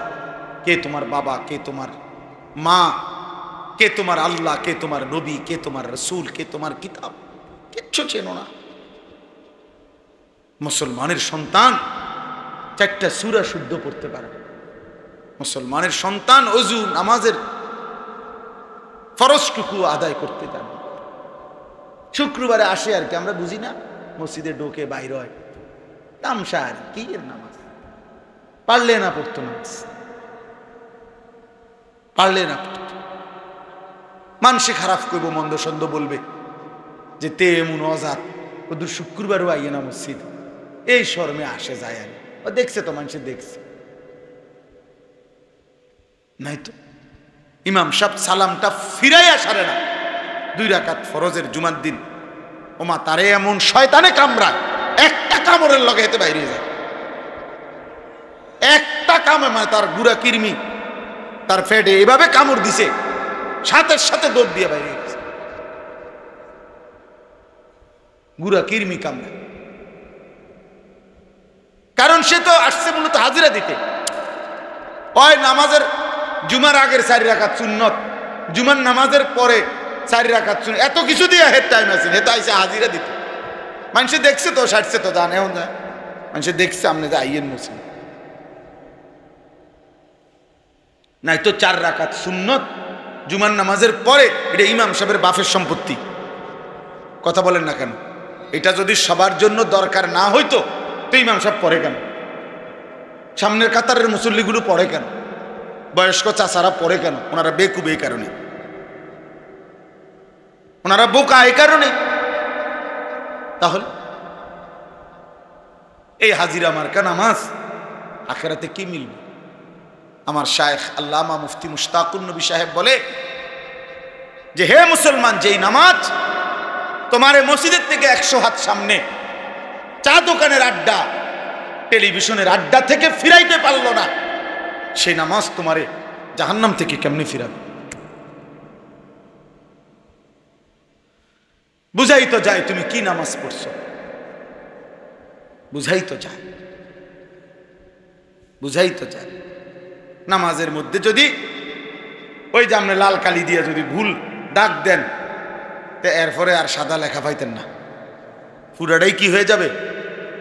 লাল হয়ে যাবে। আমার এক হুজুর বলছিল, আমি ছাত্রের খাতা কাটছি পরীক্ষার, সিদ্ধান্ত নিয়েছিলাম যে লাল কালি দিয়ে দিয়ে ভুল দাগ দিছি, এক একটা ভুলে 2 নাম্বার করে কাটা। হুজুরে বলছিল আর কি, এরকম ভাবে আমি খাতা কাটছি। কয়েকটা ছেলের খাতা কাইটা শেষে লাল কালি দিয়ে দিয়ে ভুলটি তো সব দাগ দিছি। পরে যখন গুনছি এবং হিসাব হইল কি যে প্রতি ভুলে কত নাম্বার কাটা, কয় পরে গুন্না দেখছি আমি তার থেকে আরো 24 নাম্বার পাই ছাত্রের থেকে। তার মানে 62টা ভুল, তো 50 দুগুণে 100 তো গেছেই গা। আরো 12টা ভুলের কারণে আরো 24 নাম্বার হুজুরে ফায় হেতে, হয়তো অন্য বিষয়ের থেকে হাওলাত নিতে হবে। মানে ভুলের পরিমাণটা বুঝাইছে আর কি, যে মূল 100 গিয়ে আরো কি 24 আরো রয়েছে ভুল, ওইটা কই থেকে দিব, হয়তো পুঁজিই নাই আর। তা আমাদের নামাজের যদি এমন হয়, আখিরাতে কি নাকি মিলবে বলেন, কি নাকি মিলবে? কথা তো ছিল, আল্লাহ তাআলা কোরআনে বলছেন নামাজ গুনাহ থেকে ফিরায়, বলছে না? কথা বলেন না কেন? নামাজ গুনাহ থেকে ফিরায় কিনা আল্লাহ বলছে কিনা? ইন্নাস সালাতা তানহা আনিল ফাহশাই ওয়াল মুনকার। তাহলে এখন নামাজ যদি গুনাহ থেকে না ফিরায়, তাহলে বোঝা গেল আল্লাহর কথা, আল্লাহর কথা কোনটা? আপনার কথা সঠিক না আল্লাহর কথা সঠিক? তো তাইলে নিশ্চয় আমার নামাজে ত্রুটি, নিশ্চয় আমার সেজদাতে ত্রুটি। এই জন্য যারা নামাজ পড়ে না তারা তো পড়েই না, আর যারা পড়ে অথচ গুনাহ থেকে বাঁচে না, আপনি খবর নিলে যাচাই করলে দেখবেন তাদের নামাজের মধ্যে শত শত ভুল। এই কারণে ওই নামাজের ওই শক্তি আসে না যে শক্তিতে তাকে গুনাহ থেকে ফিরাবে। এই জন্য যারা আবার নামাজ পড়ে, আপনাদেরকে বললাম ওযু নামাজ ঠিক করে। একজন আলেমের সাথে সম্পর্ক ছাড়া আখিরাতের জীবন সুন্দর হবে না। নিজে নিজে মাতবরি করলে হইতো না, ওলামায়ে কেরামের কাছে আসতেই হবে, আলেমে দ্বীনের কাছে আসতেই হবে, আল্লাহকে ভালোবাসতেই হবে, প্রিয় নবী সাল্লাল্লাহু আলাইহি সাল্লামকে ভালোবাসতেই হবে আখিরাত যদি চান। এই আমার শেষ কথা। আমি শুধু যে আয়াতটা পড়ছি এক কথায়, এটার কোনো বেশি ব্যাখ্যা লাগবে না। আমি একটা আপনাদেরকে শুধু মুখে মুখে বলি, আপনারা বুঝবেন। একটা আয়াত পড়ছি সূরা তাওবার, আয়াতের মধ্যে আল্লাহ তাআলা একদিকে মোট 8টা জিনিস বলছে, আরেক দিকে 3টা জিনিস বলছে। একদম সহজ হিসাব। একদিকে আল্লাহ বলছে এইদিকে 8টা, এদিকে 3টা। বলছে এই 8টি জিনিসের প্রতি তোমাদের আগ্রহ আছে, আমি জানি, ভালোবাসা আছে। তা এই 3টি জিনিসের প্রতি তোমাদের ভালোবাসা, যদি এই 8টির ভালোবাসা তোমাদের এই 3টির চাইতে বেশি হয়, তাহলে তোমরা আল্লাহর পক্ষ থেকে আযাব, শাস্তির অপেক্ষা করো। এই কথাইটা এনে বলছি, আপনি একদম সহজে বুঝবেন। আল্লাহ তাআলা বলেন কুল ইন কানা আবাউকুম, 1 নাম্বার তোমাদের পিতা মাতা। পিতা মাতার প্রতি মানুষের ভালোবাসা আছে কিনা? কথা বলেন না। এটা হারাম? হারাম না। 2 ওয়া আবনাউকুম, তোমাদের সন্তানদের প্রতি ভালোবাসা। 3 ওয়া ইখওয়ানুকুম, তোমাদের ভাই বেরাদর, ভাই বোন। 4 ওয়া আজওয়াজুকুম, তোমাদের স্ত্রী। 5 ওয়া আশীরাতুকুম, তোমাদের আত্মীয় স্বজন। কয়টা হলো? 5টা। তোমাদের বাবা মা, তোমাদের সন্তানাদি, তোমাদের ভাই বেরাদর, তোমাদের স্ত্রী, তোমাদের আত্মীয় স্বজন। এবার আরো রয়েছে 3টা, 6 ওয়া আমওয়ালুন ইখতারাফতুমুহা, তোমাদের জমানো সম্পদ, যে টাকা পয়সা তোমরা জমাইছো, এটার প্রতি তোমাদের আগ্রহ। 7 ওয়া তিজারাতুন তাখশাউনা কাসাদাহা, ব্যবসা, বেচা কিনা, উপার্জন, যেটা দিয়ে তুমি কর্ম তোমার রোজগার করো, যেটারে তুমি খুব পছন্দ করো, যে আমার এই চাকরিটা, আমার এই ব্যবসাটা, আমার এই দোকানটা যদি আমার শেষ হয়ে যায়, আমার এই ফসলটা যদি নষ্ট হয়, আমার এই উপার্জনটা আমার বিরাট ক্ষতি হয়ে যাবে। আল্লাহ বলেন এই তোমাদের পছন্দের কর্ম, যেটা তোমরা করে থাকো। 8 নাম্বার হলো ওয়া মাসাকিনু তারদাউনাহা, তোমাদের পছন্দের ঘরবাড়ি, যেটা তুমি তিল তিল করে ভরাট করছো, সাজাইছো। এ কয়টা হলো? আর বাদ রয়েছে কি? আমাদের দুনিয়াবি বিষয়ের মধ্যে বাদ আছে কিছু, কিচ্ছু বাদ নেই, সব এখানে আছে। আল্লাহ তাআলা বলেন এবার এদিকে তিনটা, আল্লাহর ভালোবাসা, রাসূলুল্লাহ সাল্লাল্লাহু আলাইহি সাল্লামের ভালোবাসা, আল্লাহর রাস্তায় নিজের জান মাল কুরবানি করা, জিহাদ ফি সাবিলিল্লাহ। তো আল্লাহর ভালোবাসা, রাসূলুল্লাহ সাল্লাল্লাহু আলাইহি ওয়াসাল্লামের ভালোবাসা, আল্লাহর পথে নিজের জান মাল উৎসর্গ করার ভালোবাসা, জিহাদ। আল্লাহ বলেন এই তিনটা। তাইলে এইবার আল্লাহ বলেন যদি এই 8টি জিনিসের ভালোবাসা এই 3টি ভালোবাসার চাইতে বেশি হয়ে যায়, আহাব্বা ইলাইকুম ফাতারাব্বাসু, তাহলে অপেক্ষা করো, হাত্তা ইয়াতি আল্লাহু বিআমরি, আল্লাহর আযাব তোমাদের উপরে আসবেই আসবে। এই কথা শেষ, এটাই কথা। আল্লাহ বলেন তাহলে তোমাদের উপরে আল্লাহর আযাব আসবেই আসবে, অপেক্ষা করো। অর্থাৎ যদি আল্লাহর ভালোবাসা ফেলে দেছো, নিচে নামায় দিছো, রাসূলুল্লাহ সাল্লাল্লাহু আলাইহি সাল্লামের ভালোবাসা নিচে নামায় ফেলছো, আল্লাহর পথে জান মাল কুরবানি করতে চাও নাই, তো আল্লাহ বলেন ওইগুলা নিয়ে যদি ব্যস্ত হয়ে থাকো আমি তোমারে শাস্তি দেব, দুনিয়াতেও আখিরাতে। দুনিয়াতে বেইজ্জতি করবই করব, আজ না হয় কাল শুনবেন ছেলেটা আপনার নিয়ন্ত্রণে নাই, ছেলের বউটা কষ্ট দিতেছে আপনার, ছেলের ঘরের নাতনি আরেক ফুলার লগে ভাগিয়ে গেছে, মেয়ের ঘরের ফুত আরেক মেয়ের সাথে চলে গেছে, কোনো না কোনো ভাবে আপনি বেইজ্জতি হবে, বেইজ্জতি হবে। হালাল হারাম মিশ্রণ করে এই দুনিয়া সাজাইছেন, আমনে মরে গেলে আপনার নাতিরে পর্যন্ত হইল মানুষে কইব তোর দাদা সুদখোর ছিল, তোর দাদা ছিল হারামখোর। আপনাকে এটা শুনতেই হবে। এই জন্য কি বোঝা গেল? অপমানিত হবেই। আল্লাহ বলেন আল্লাহকে ভুলে গেছো বান্দা, রাসূলকে ভুলে গেছো, আল্লাহর পথে যুদ্ধ জিহাদ জান মালের কুরবানি ভুলে গেছো, অপেক্ষা করো আমি তোমাকে অপমানিত করব। নাউযুবিল্লাহ। আল্লাহু লা ইয়াহদিল কওমাল ফাসিকিন।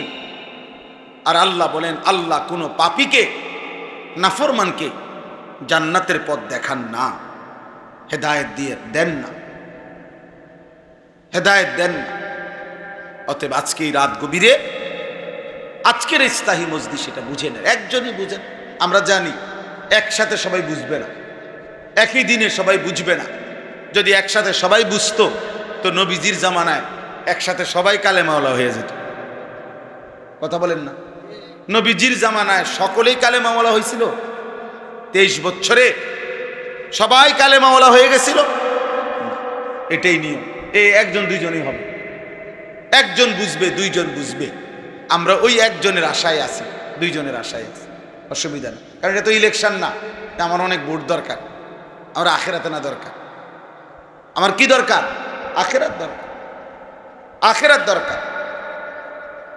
এজন্য আমরা এটা বুঝলে, তোমরা যারা নওজোয়ান ছেলে আছো, বয়স্ক বাবা আছে, আল্লাহকে ভালোবাসেন, রাসূলুল্লাহ সাল্লাল্লাহু আলাইহি সাল্লামকে ভালোবাসেন, নবীজির একটা একটা সুন্নাত আমল করতেই হবে যদি আখেরাত চান।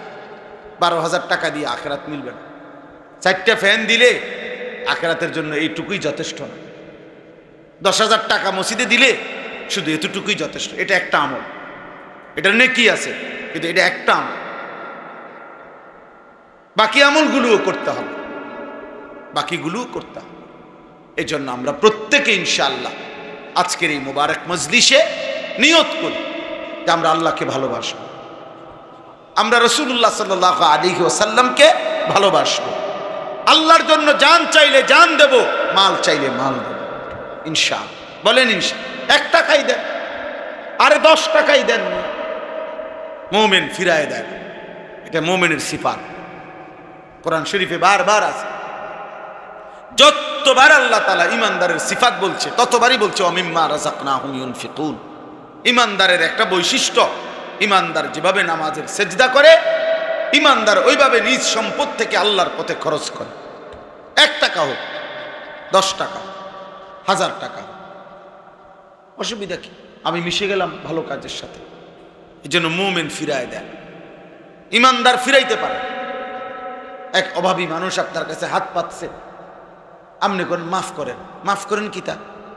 বেটা সাহায্য চাইছে, এটার লগে মাফ করেন কি সম্পর্ক? আপনি চুরি করছেন, হ্যাঁ মাফ করতো।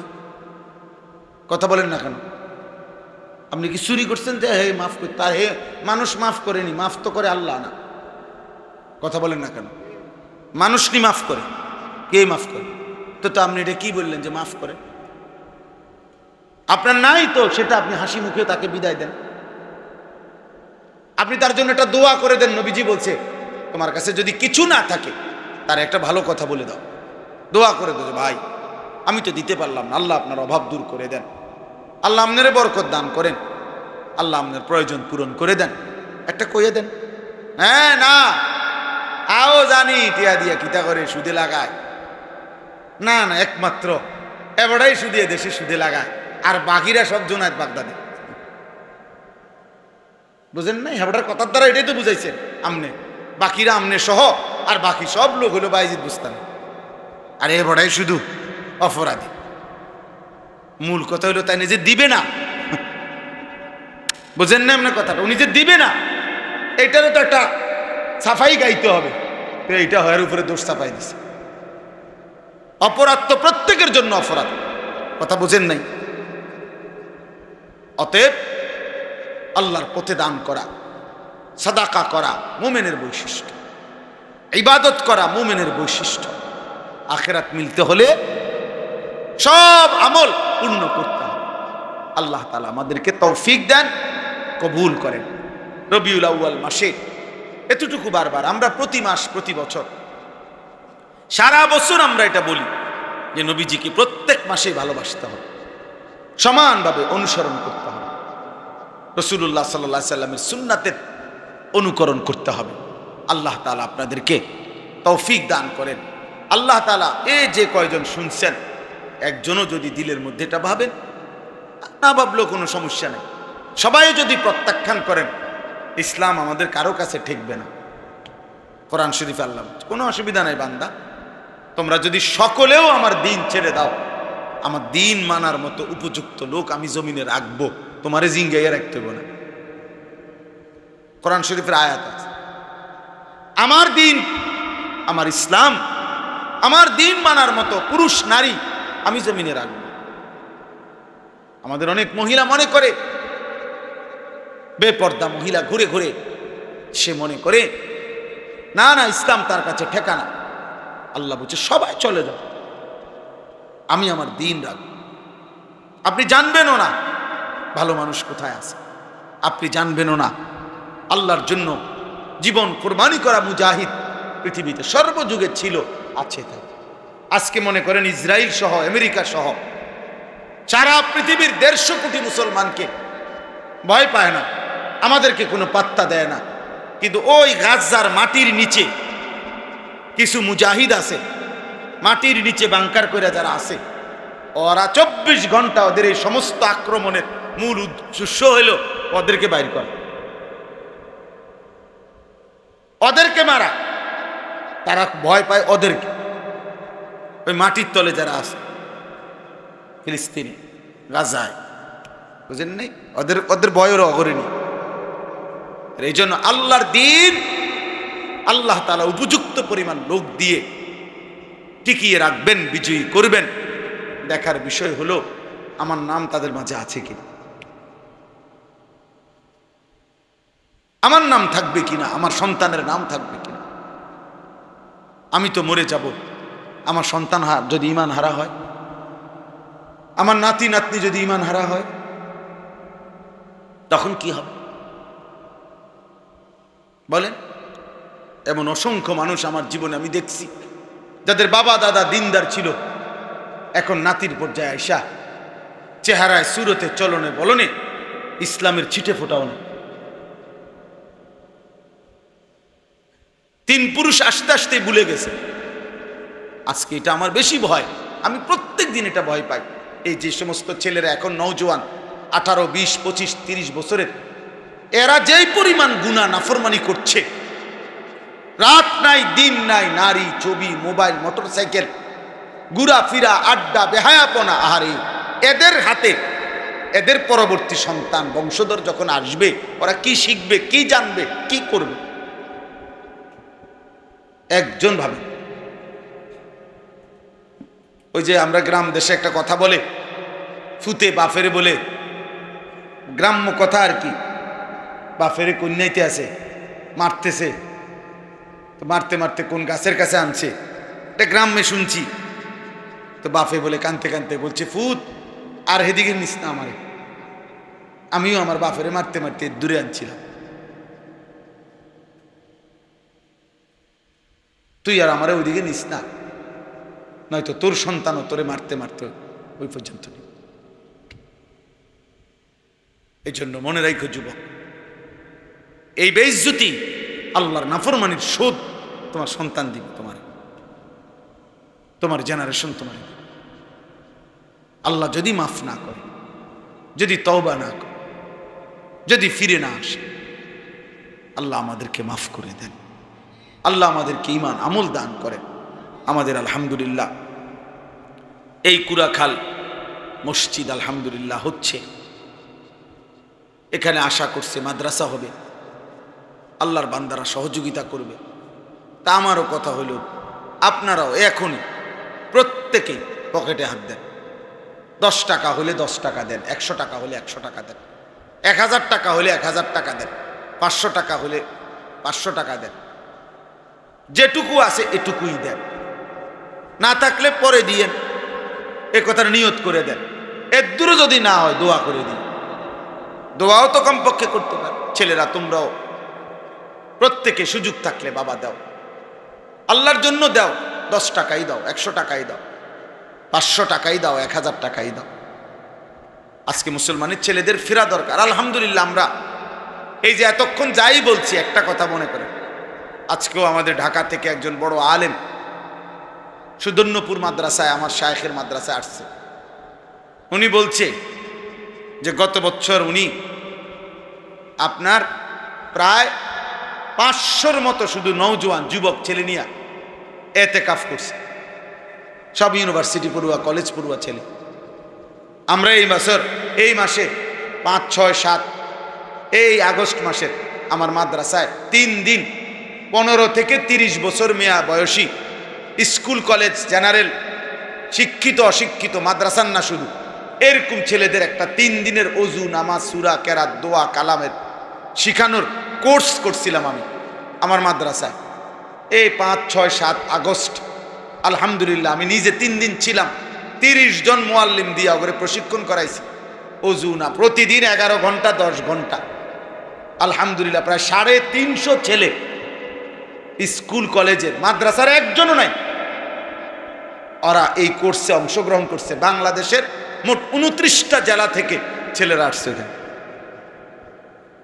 এই জন্য আমরা এটা আশাবাদী আলহামদুলিল্লাহ, সারা বাংলাদেশে হাজার হাজার যুবক কিশোর ছেলে আল্লাহর দিকে ফিরতেছে। হতে পারে আমরা দেখব না, কিন্তু একদিন 30 বছর পরে হয়তো কেউ কালেমার ডাক দিবে, আল্লাহর দ্বীনের জন্য ইনশাআল্লাহ হাজারো লাখো যুবক নিজেদের জান দেবে ইনশাআল্লাহ। ইসলামী বিজয়ী হবে, কালেমাই বিজয়ী হবে, কোরআনই বিজয়ী, ইমানের বিজয় হবেই হবে ইনশাআল্লাহ। আল্লাহ তাআলা ওই কাফেলায় আমাদের সন্তানদেরকে, নওজোয়ানদেরকেও কবুল করে নেন। আল্লাহ আমাদের সবাইকে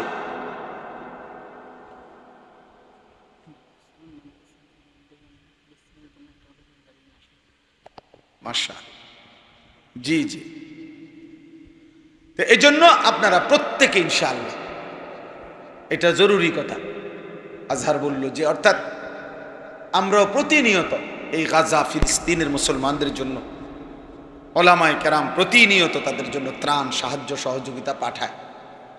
তো বলল আমাদের এই বাবুস সালাম মাদ্রাসার থেকেও ওনারা ইন্তজাম করে পাঠাবে, আপনারা ওইখানেও শরিক হইবেন। নিয়মিত যেটুকু হয়, যার যেটুকু ভালোবাসা, ওদের জন্য আপনারা সহযোগিতা করবেন। আল্লাহ তাআলা আমাদেরকে তৌফিক দান করেন। আপনাদের এই মসজিদ, আপনাদের এখানে যেন একটা মাদ্রাসা হয়, একটা মসজিদ সুন্দর বড় সড়ো হয়, আল্লাহ যেন কবুল করে। আমার মাদ্রাসা আছে কুমিল্লা ক্যান্টনমেন্ট, ময়নামতি। আলহামদুলিল্লাহ, আমার অনেক স্বপ্ন, আশা, মালিক যদি হায়াত দেয়, আমার একটা আশা যে বাচ্চারা দিন শিখতেছে, প্রায় 500 ছেলে আমার মাদ্রাসায় আছে, 34 জন শিক্ষক কর্মচারী। আমি আলাদা আরেকটা ভবন করতে চাচ্ছি মাদ্রাসার জন্য, আরো জায়গা, অর্থাৎ যেখানে স্কুল, কলেজ, ইউনিভার্সিটি, শিক্ষিত অশিক্ষিত, দিন মজুর, ঠেলাওয়ালা, গুলিওয়ালা সব পড়বে। যার, আমার স্লোগান হইল, যার সময় যতক্ষণ দিন শিখবে ততক্ষণ। শেষ কথা। 3 ঘন্টা আপনার সময়, 3 ঘন্টার জন্য কিছু শিখ। অজুটা ঠিক করেন, রুকুটা ঠিক করে জানাস কি, 1 ঘন্টা হলে 1 ঘন্টা, 10 ঘন্টা হলে 10 ঘন্টা, 3 দিন হলে 3 দিন, 30 দিন হলে 30 দিন। অর্থাৎ আলাদা ভবন, আলাদা শিক্ষক, আলাদা স্টাফ নিয়োগ দিয়া আমার আশা যে সকলেরকে উন্মুক্ত দাওয়াত দিন, যে যে যখন আসবেন, যার সময় যখন দিন শিখবেন তখন, যার সময় যতক্ষণ দিন শিখবেন ততক্ষণ। আমি এই আশায় আলহামদুলিল্লাহ 94.5 শতক জায়গা, প্রায় 1 একর জায়গা এই ময়নামতি সাহেবের বাজার কিনছি, প্রায় 2-2.5 কোটি টাকার জায়গা। আলহামদুলিল্লাহ, আশা করছি আপনাদের কাছেও আহ্বান জানাই, 4200 টাকা আমার ওই মাদ্রাসার এক নামাজের মুসল্লা পরিমাণ জায়গার দাম, 8 স্কয়ার ফিট। অনেক আল্লাহর বান্দা, এই নজরুল তারা, নাহিদ তারা, আর অনেক আমাদের দেবিদ্দারের শরীফ ভাই, ওরা অনেক অনেক সাথীর থেকে আমাদের এই মাদ্রাসার জায়গার জন্য টাকা উঠাই দিছে, চুকাই দিছে। ও এখানে মনে আছে নিস, নজরুল একটা ছেলে 15 টাকা দিছে, ওই যে কাশি সাহেব 15 টাকাও দিছে, আমি সেই টাকাটাও নিছি। একটা 10 টাকার নোট আর একটা 5 টাকার পয়সা কয়েন আমার ওই মাদ্রাসার জন্য দিছে। একজনে 30 লক্ষ টাকাও এসে দিয়ে গেছে, এক ব্যাগে বইরা। আস্থা ফেক না, ডাইরেক্ট টাকাই নি, বড় ব্যবসায়ী, শিল্পপতি। দিয়া কিন্তু নাস্তাও খাইছে না, বুঝে দোয়া করবেন, আমি দিয়ে গেলাম। তাহলে কেউ 30 লাখ টাকাও দিছে, কেউ 15 টাকাও দিছে। সব আল্লাহর জন্য, সব আল্লাহর জন্য। তাহলে অতএব এখানেও আপনারা সহযোগিতা করবেন, প্রত্যেকটা ভালো কাজে সহযোগিতা করবেন। আল্লাহ তাআলা আপনাদেরকে তৌফিক দান করেন। আমার গাড়িতে একটা কিতাব আমরা বিক্রি করি, তালিমুস সুন্নাহ, আমাদের নবী সাল্লাল্লাহু আলাইহি ওয়াসাল্লামের পুরা জিন্দেগীর 23 বছরের জীবনের সমস্ত সুন্নাত, একেবারে একটা সুই সুতা জন্য একজন মুসলমানের জীবনে নবীজির সুন্নাত কি, এর সবচেয়ে পূর্ণাঙ্গ বিস্তারিত প্রামাণ্য একটি কিতাব এটা, যেখানে নবীজির জীবনের 23 বছরের বিন্দু বিন্দু সুন্নাত সব আছে বিস্তারিত। অনেক বড় একজন বুজুর্গ লিখছেন, আমাদের গাজীপুর কাপাসিয়ার হজরত অধ্যক্ষ মিজানুর রহমান চৌধুরী। আপনারা শুধু 400 টাকা এটার দাম, অনেক মূল্য। একসময় মুকসুদুল মুমিনিন মুসলমানের ঘরে ঘরে থাকতো, মনে আসেনি কারো? বেহেশতি জেউর মুসলমানের ঘরে ঘরে থাকতো, পড়তো। এরকম একটা কিতাব যে প্রত্যেক ঘরে রাখলে নারী পুরুষ ছোট বড় কেউ পড়লে একটু একটু করে নবীজির একটা একটা সুন্নাত শিখতে পারেন। 400 টাকা। আপনারা যাওয়ার সময় সুযোগ হইলে যার ভাল লাগে কিনেন। আপনাদের মসজিদ মাদ্রাসা, আপনাদের এই ফিকির আল্লাহ কবুল করেন। আমি তো আসলে, ও তো সবসময় বলে নজরুল, কিন্তু আমি তো প্রতি মাসে এখন মিলাইতে পারি না ডেট, দৌড়াদৌড়ি, ব্যস্ততা, হুড়াহুড়ি সারাক্ষণ।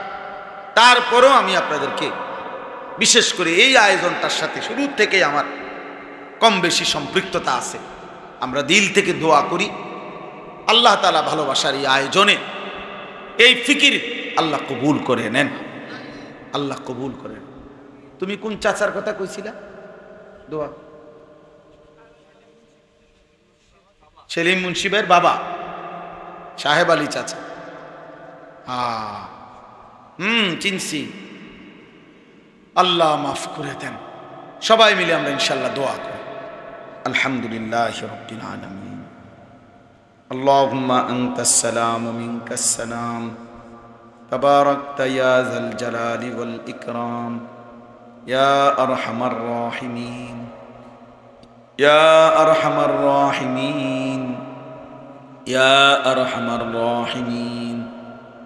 রব্বানা যালামনা আনফুসানা ওয়া ইন লাম তাগফির লানা وترحمنا لنكونن من الخاسرين ربنا آتنا في الدنيا حسنة وفي الآخرة حسنة وقنا عذاب النار رب ارحمهما كما ربياني صغيرا ربنا هب لنا من أزواجنا وذرياتنا قرة أعين وجعلنا للمتقين إماما মওলাই করিম মেহেরবান মওলা রাত অনেক গভীর মওলা আপনার কথাই শুনছিলাম মওলা আপনার কালামের কথাই শুনছিলাম মওলা আপনার বন্ধুর হাদিস শুনতেছিলাম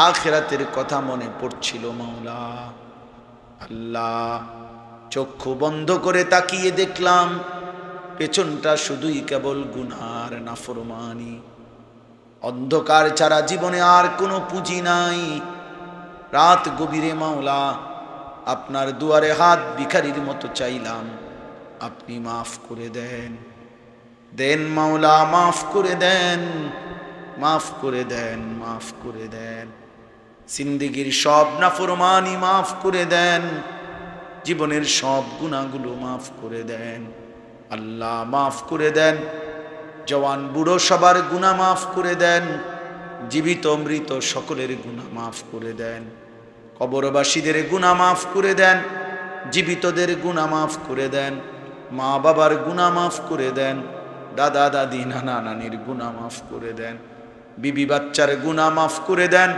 ভাই বোনদের গুনাহ মাফ করে দেন বন্ধু স্বজনদের গুনাহ মাফ করে দেন আল্লাহ আমাদের প্রত্যেককেই মাফ করে দেন মাফ করে দেন মাওলা আযাব দিলে আপনার কোনো লাভ নাই মাফ করে দিলে আপনার কোনো ক্ষতি নাই মাফ করে দিলে আপনার ভান্ডারে কমবে না মাফ না পেলে আমাদের উপায় থাকবে না আর কিছু দেন আর না দেন মাফ তো করে দেন মাওলা দেন মাওলা মাফ করে দেন একটা একটা ছেলেকে নামাজি বানিয়ে দেন একটা একটা মা বোনকে নামাজি বানিয়ে দেন সেজদাওয়ালা বানিয়ে দেন পর্দাওয়ালা বানিয়ে দেন রাবেয়া বসরিয়া মা ফাতেমার মতো বানিয়ে দেন জওয়ান যুবক ছেলেগুলোকে কবুল করে নেন আমার বয়স্ক বাবা চাচাদেরকে আরো বেশি নেক আমলের তৌফিক দেন আল্লাহ যেই মরহুম চাচার কথা বলেছে মাওলা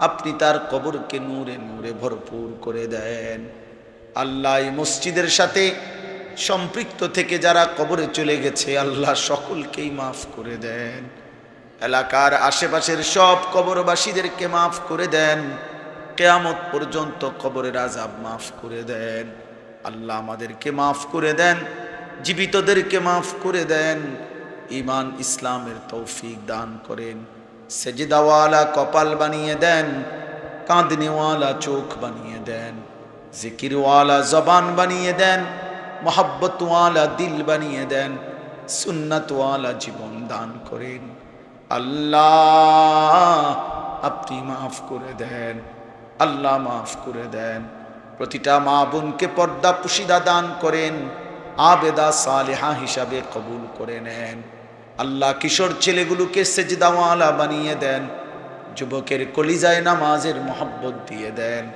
আখিরাতের মহব্বত দিয়ে দেন ইসলামের প্রতি ভালোবাসা দিয়ে দেন আপনার ভালোবাসা আপনার বন্ধুর ভালোবাসা দিয়ে দেন আল্লাহ আপনি আমাদের সকলের নেক মাকসাদ পূরণ করে দেন আল্লাহ কতজন কত পেরেশানির মধ্যে আছে মাওলা সকলের সব পেরেশানি আপনি দূর করে দেন অভাব দূর করে দেন ঋণ দূর করে দেন পেরেশানি আসান করে দেন বিবি বাচ্চা নিয়ে নেক জীবন দান করেন স্ত্রী সন্তানকে নাফরমান বানায়েন না ছেলে মেয়ে দিয়ে আল্লাহ বেইজ্জতি কইরেন না বেনামাজি বেহায়া বিবি বাচ্চা দিয়ে আল্লাহ শরম দিয়েন না আল্লাহ আল্লাহ আল্লাহ স্ত্রী সন্তানকে নামাজি বানান স্ত্রী সন্তানকে সেজদাওয়ালা বানান আল্লাহ আমাদের সবাইকে কবুল আর মনসুর করে নেন সকলের নেক মাকসাদ পূরণ করে নেন প্রবাসী বিদেশের জমিনে যারা আল্লাহ সহি সালামতে আল্লাহ আপনি কবুল করে নেন, ঈমান আমল দান করেন। আল্লাহ এই মসজিদখানা আপনি কবুল করেন। তিল তিল করে একটু একটু করে যারা বড় বেশি বুকের মায়া দিয়ে আল্লাহ এই মসজিদ গড়তে চাচ্ছে, আল্লাহ আপনি তাদের দুনিয়া আখিরাত সুন্দর করে দেন, তাদের ঘর সংসার সুন্দর করে দেন। আল্লাহ এখনো যারা এই মসজিদ আল্লাহ ভবিষ্যতে মাদ্রাসা সহ করে দেওয়ার জন্য আশা করেছে, আল্লাহ চেয়েছে, আল্লাহ আল্লাহ আপনি উনাদেরকে তৌফিক দান করেন, আপনি কবুল করে নেন, আপনি তৌফিক দিয়েন। প্রতিটা দান, প্রতিটা সাদাকা, 1 টাকা লাখ টাকা বুঝি না মাওলা, আপনার ঘরে যে দান করেছে আপনি তাকেই মাফ করে দেন, তাকেই উত্তম বিনিময় দান করেন। আল্লাহ সকলকে কবুল আর মনসুর করে নেন। রব্বির হামহুমা কামা রব্বায়ানি সগীরা। আল্লাহ আমার দেশকে নিরাপদ করে দেন, আমার দেশের উপরে খায়ের ও বরকত নাজিল করেন। একজন ইনসাফগার ন্যায়পরায়ণ শাসক আমাদেরকে দান করেন। আর কোন জালেমের হাতে দিয়েন না মাওলা, আর জুলুমের শিকার হতে চাই না মাওলা। আল্লাহ একজন ইনসাফগার ন্যায়পরায়ণ আদেল শাসক আমাদেরকে দিয়েন মাওলা, দিয়েন মাওলা। সারা পৃথিবীর মজলুম মুসলমানকে রেহাই দিয়ে দেন। গাজা ফিলিস্তিনের মুসলমানকে বিজয় দান করেন। আল্লাহ তিন বাচ্চার নিরাপত্তা দিয়ে দেন, অসহায় মায়ের নিরাপত্তা দিয়ে দেন। ইসরায়েলের বেঈমানদেরকে আপনি ধ্বংস করে দেন। আল্লাহ জালেমদেরকে আপনি ধ্বংস করে দেন। আল্লাহ মুমিনদেরকে আপনি বিজয় দান করেন। সুবহানা রাব্বিকা রাব্বিল ইজ্জাতি আম্মা ইয়াসিফুন, সালামুন আলাল মুরসালিন, আলহামদুলিল্লাহি রাব্বিল আলামিন। আমাদের মাদ্রাসায় 13ই সেপ্টেম্বর জারাতুন তাখশাউনা কাসাদাহা ওয়া মাসাকিনু তারদাউনাহা আহাব্বা ইলাইকুম মিনাল্লাহি ওয়া রাসূলিহি ওয়া জিহাদিন ফি সাবিলিহি وجهاد في سبيله فتربصوا حتى يأتي الله بأمره والله لا يهدي القوم الفاسقين. صدق الله مولانا العظيم. وقال نبينا صلى الله عليه وسلم لا يؤمن أحدكم حتى أكون أحب إليه من والده وولده والناس أجمعين. اللهم صل على محمد وعلى آل محمد كما صليت على إبراهيم وعلى آل إبراهيم إنك حميد مجيد. اللهم بارك على محمد وعلى آل محمد كما باركت على إبراهيم وعلى آل إبراهيم إنك حميد مجيد. سبحانك لا علم لنا إلا ما علمتنا إنك أنت العليم الحكيم. الحمد لله.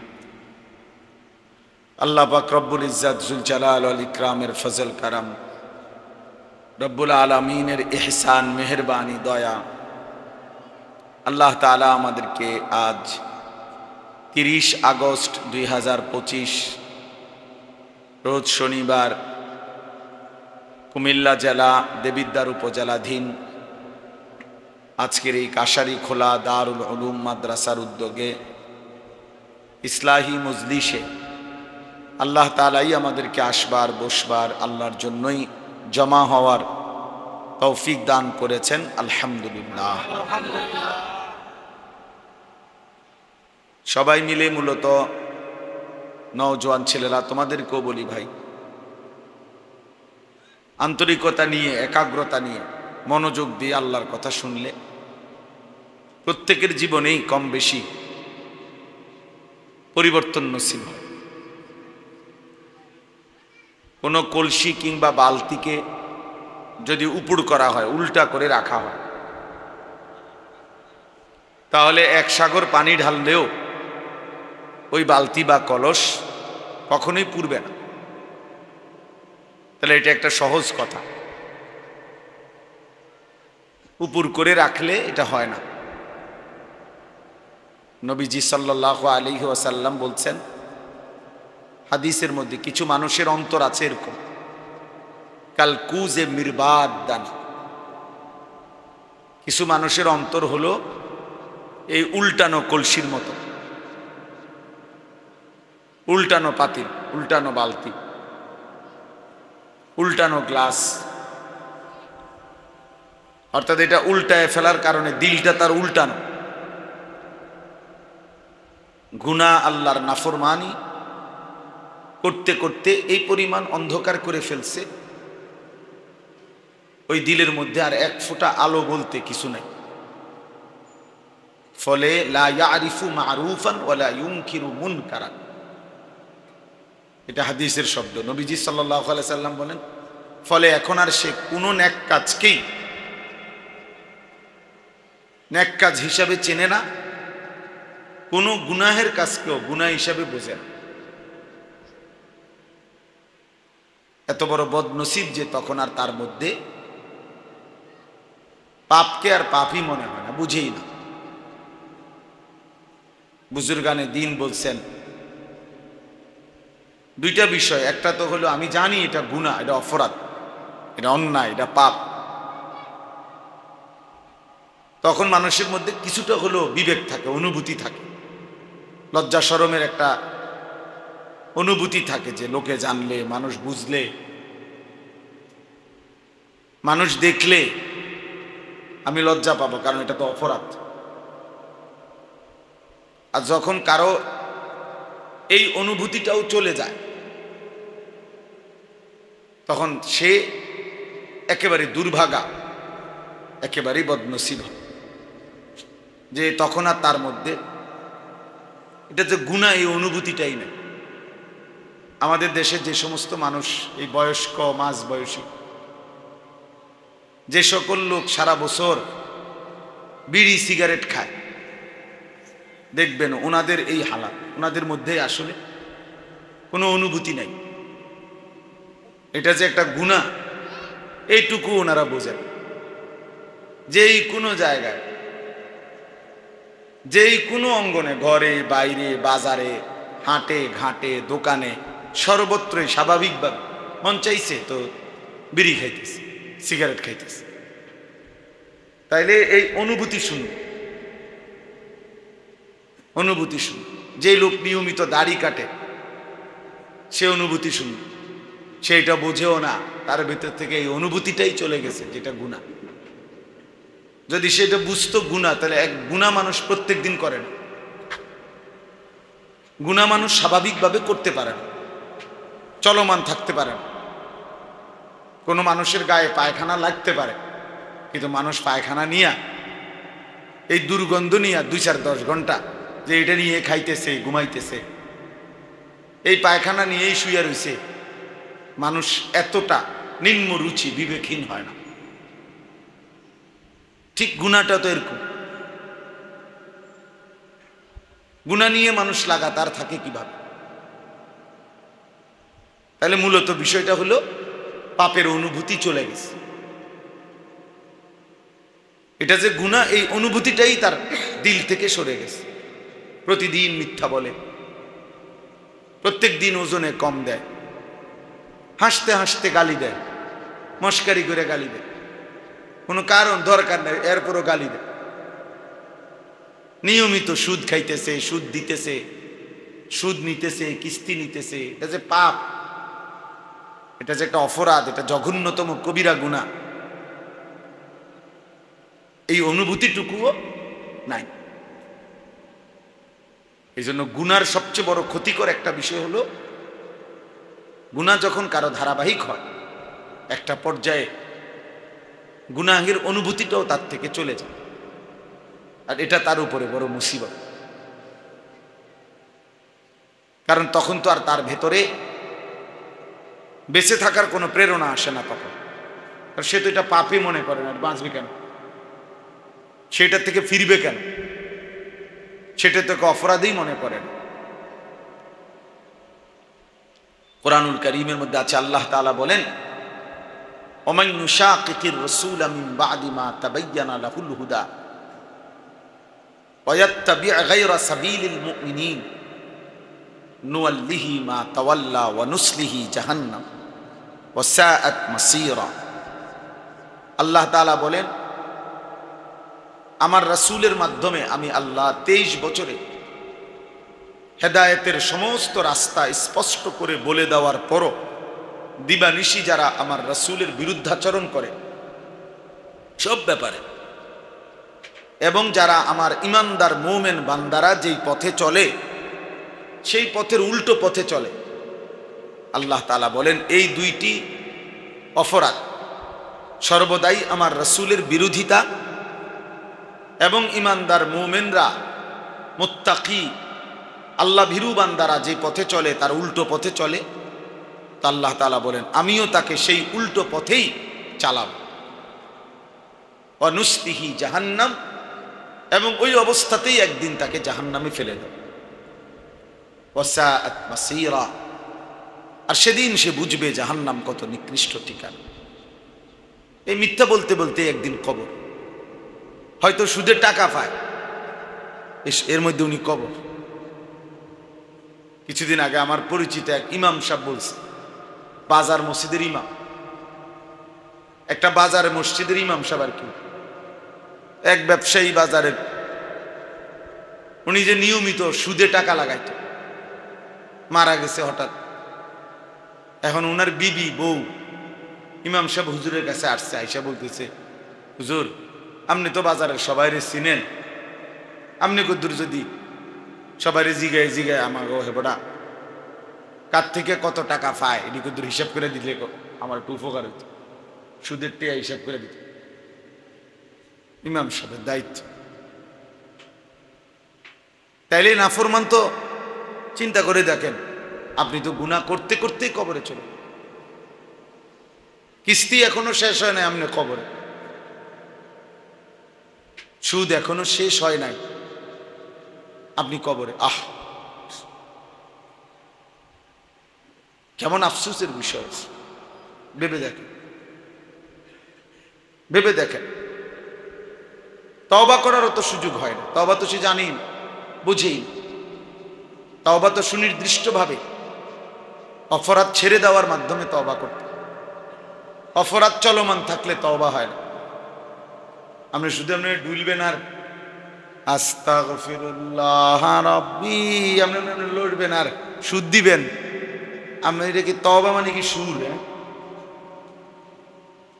তওবা মানে কি এটা গজল? কথা বলেন না, তওবা মানে কি একটা গজল নাকি?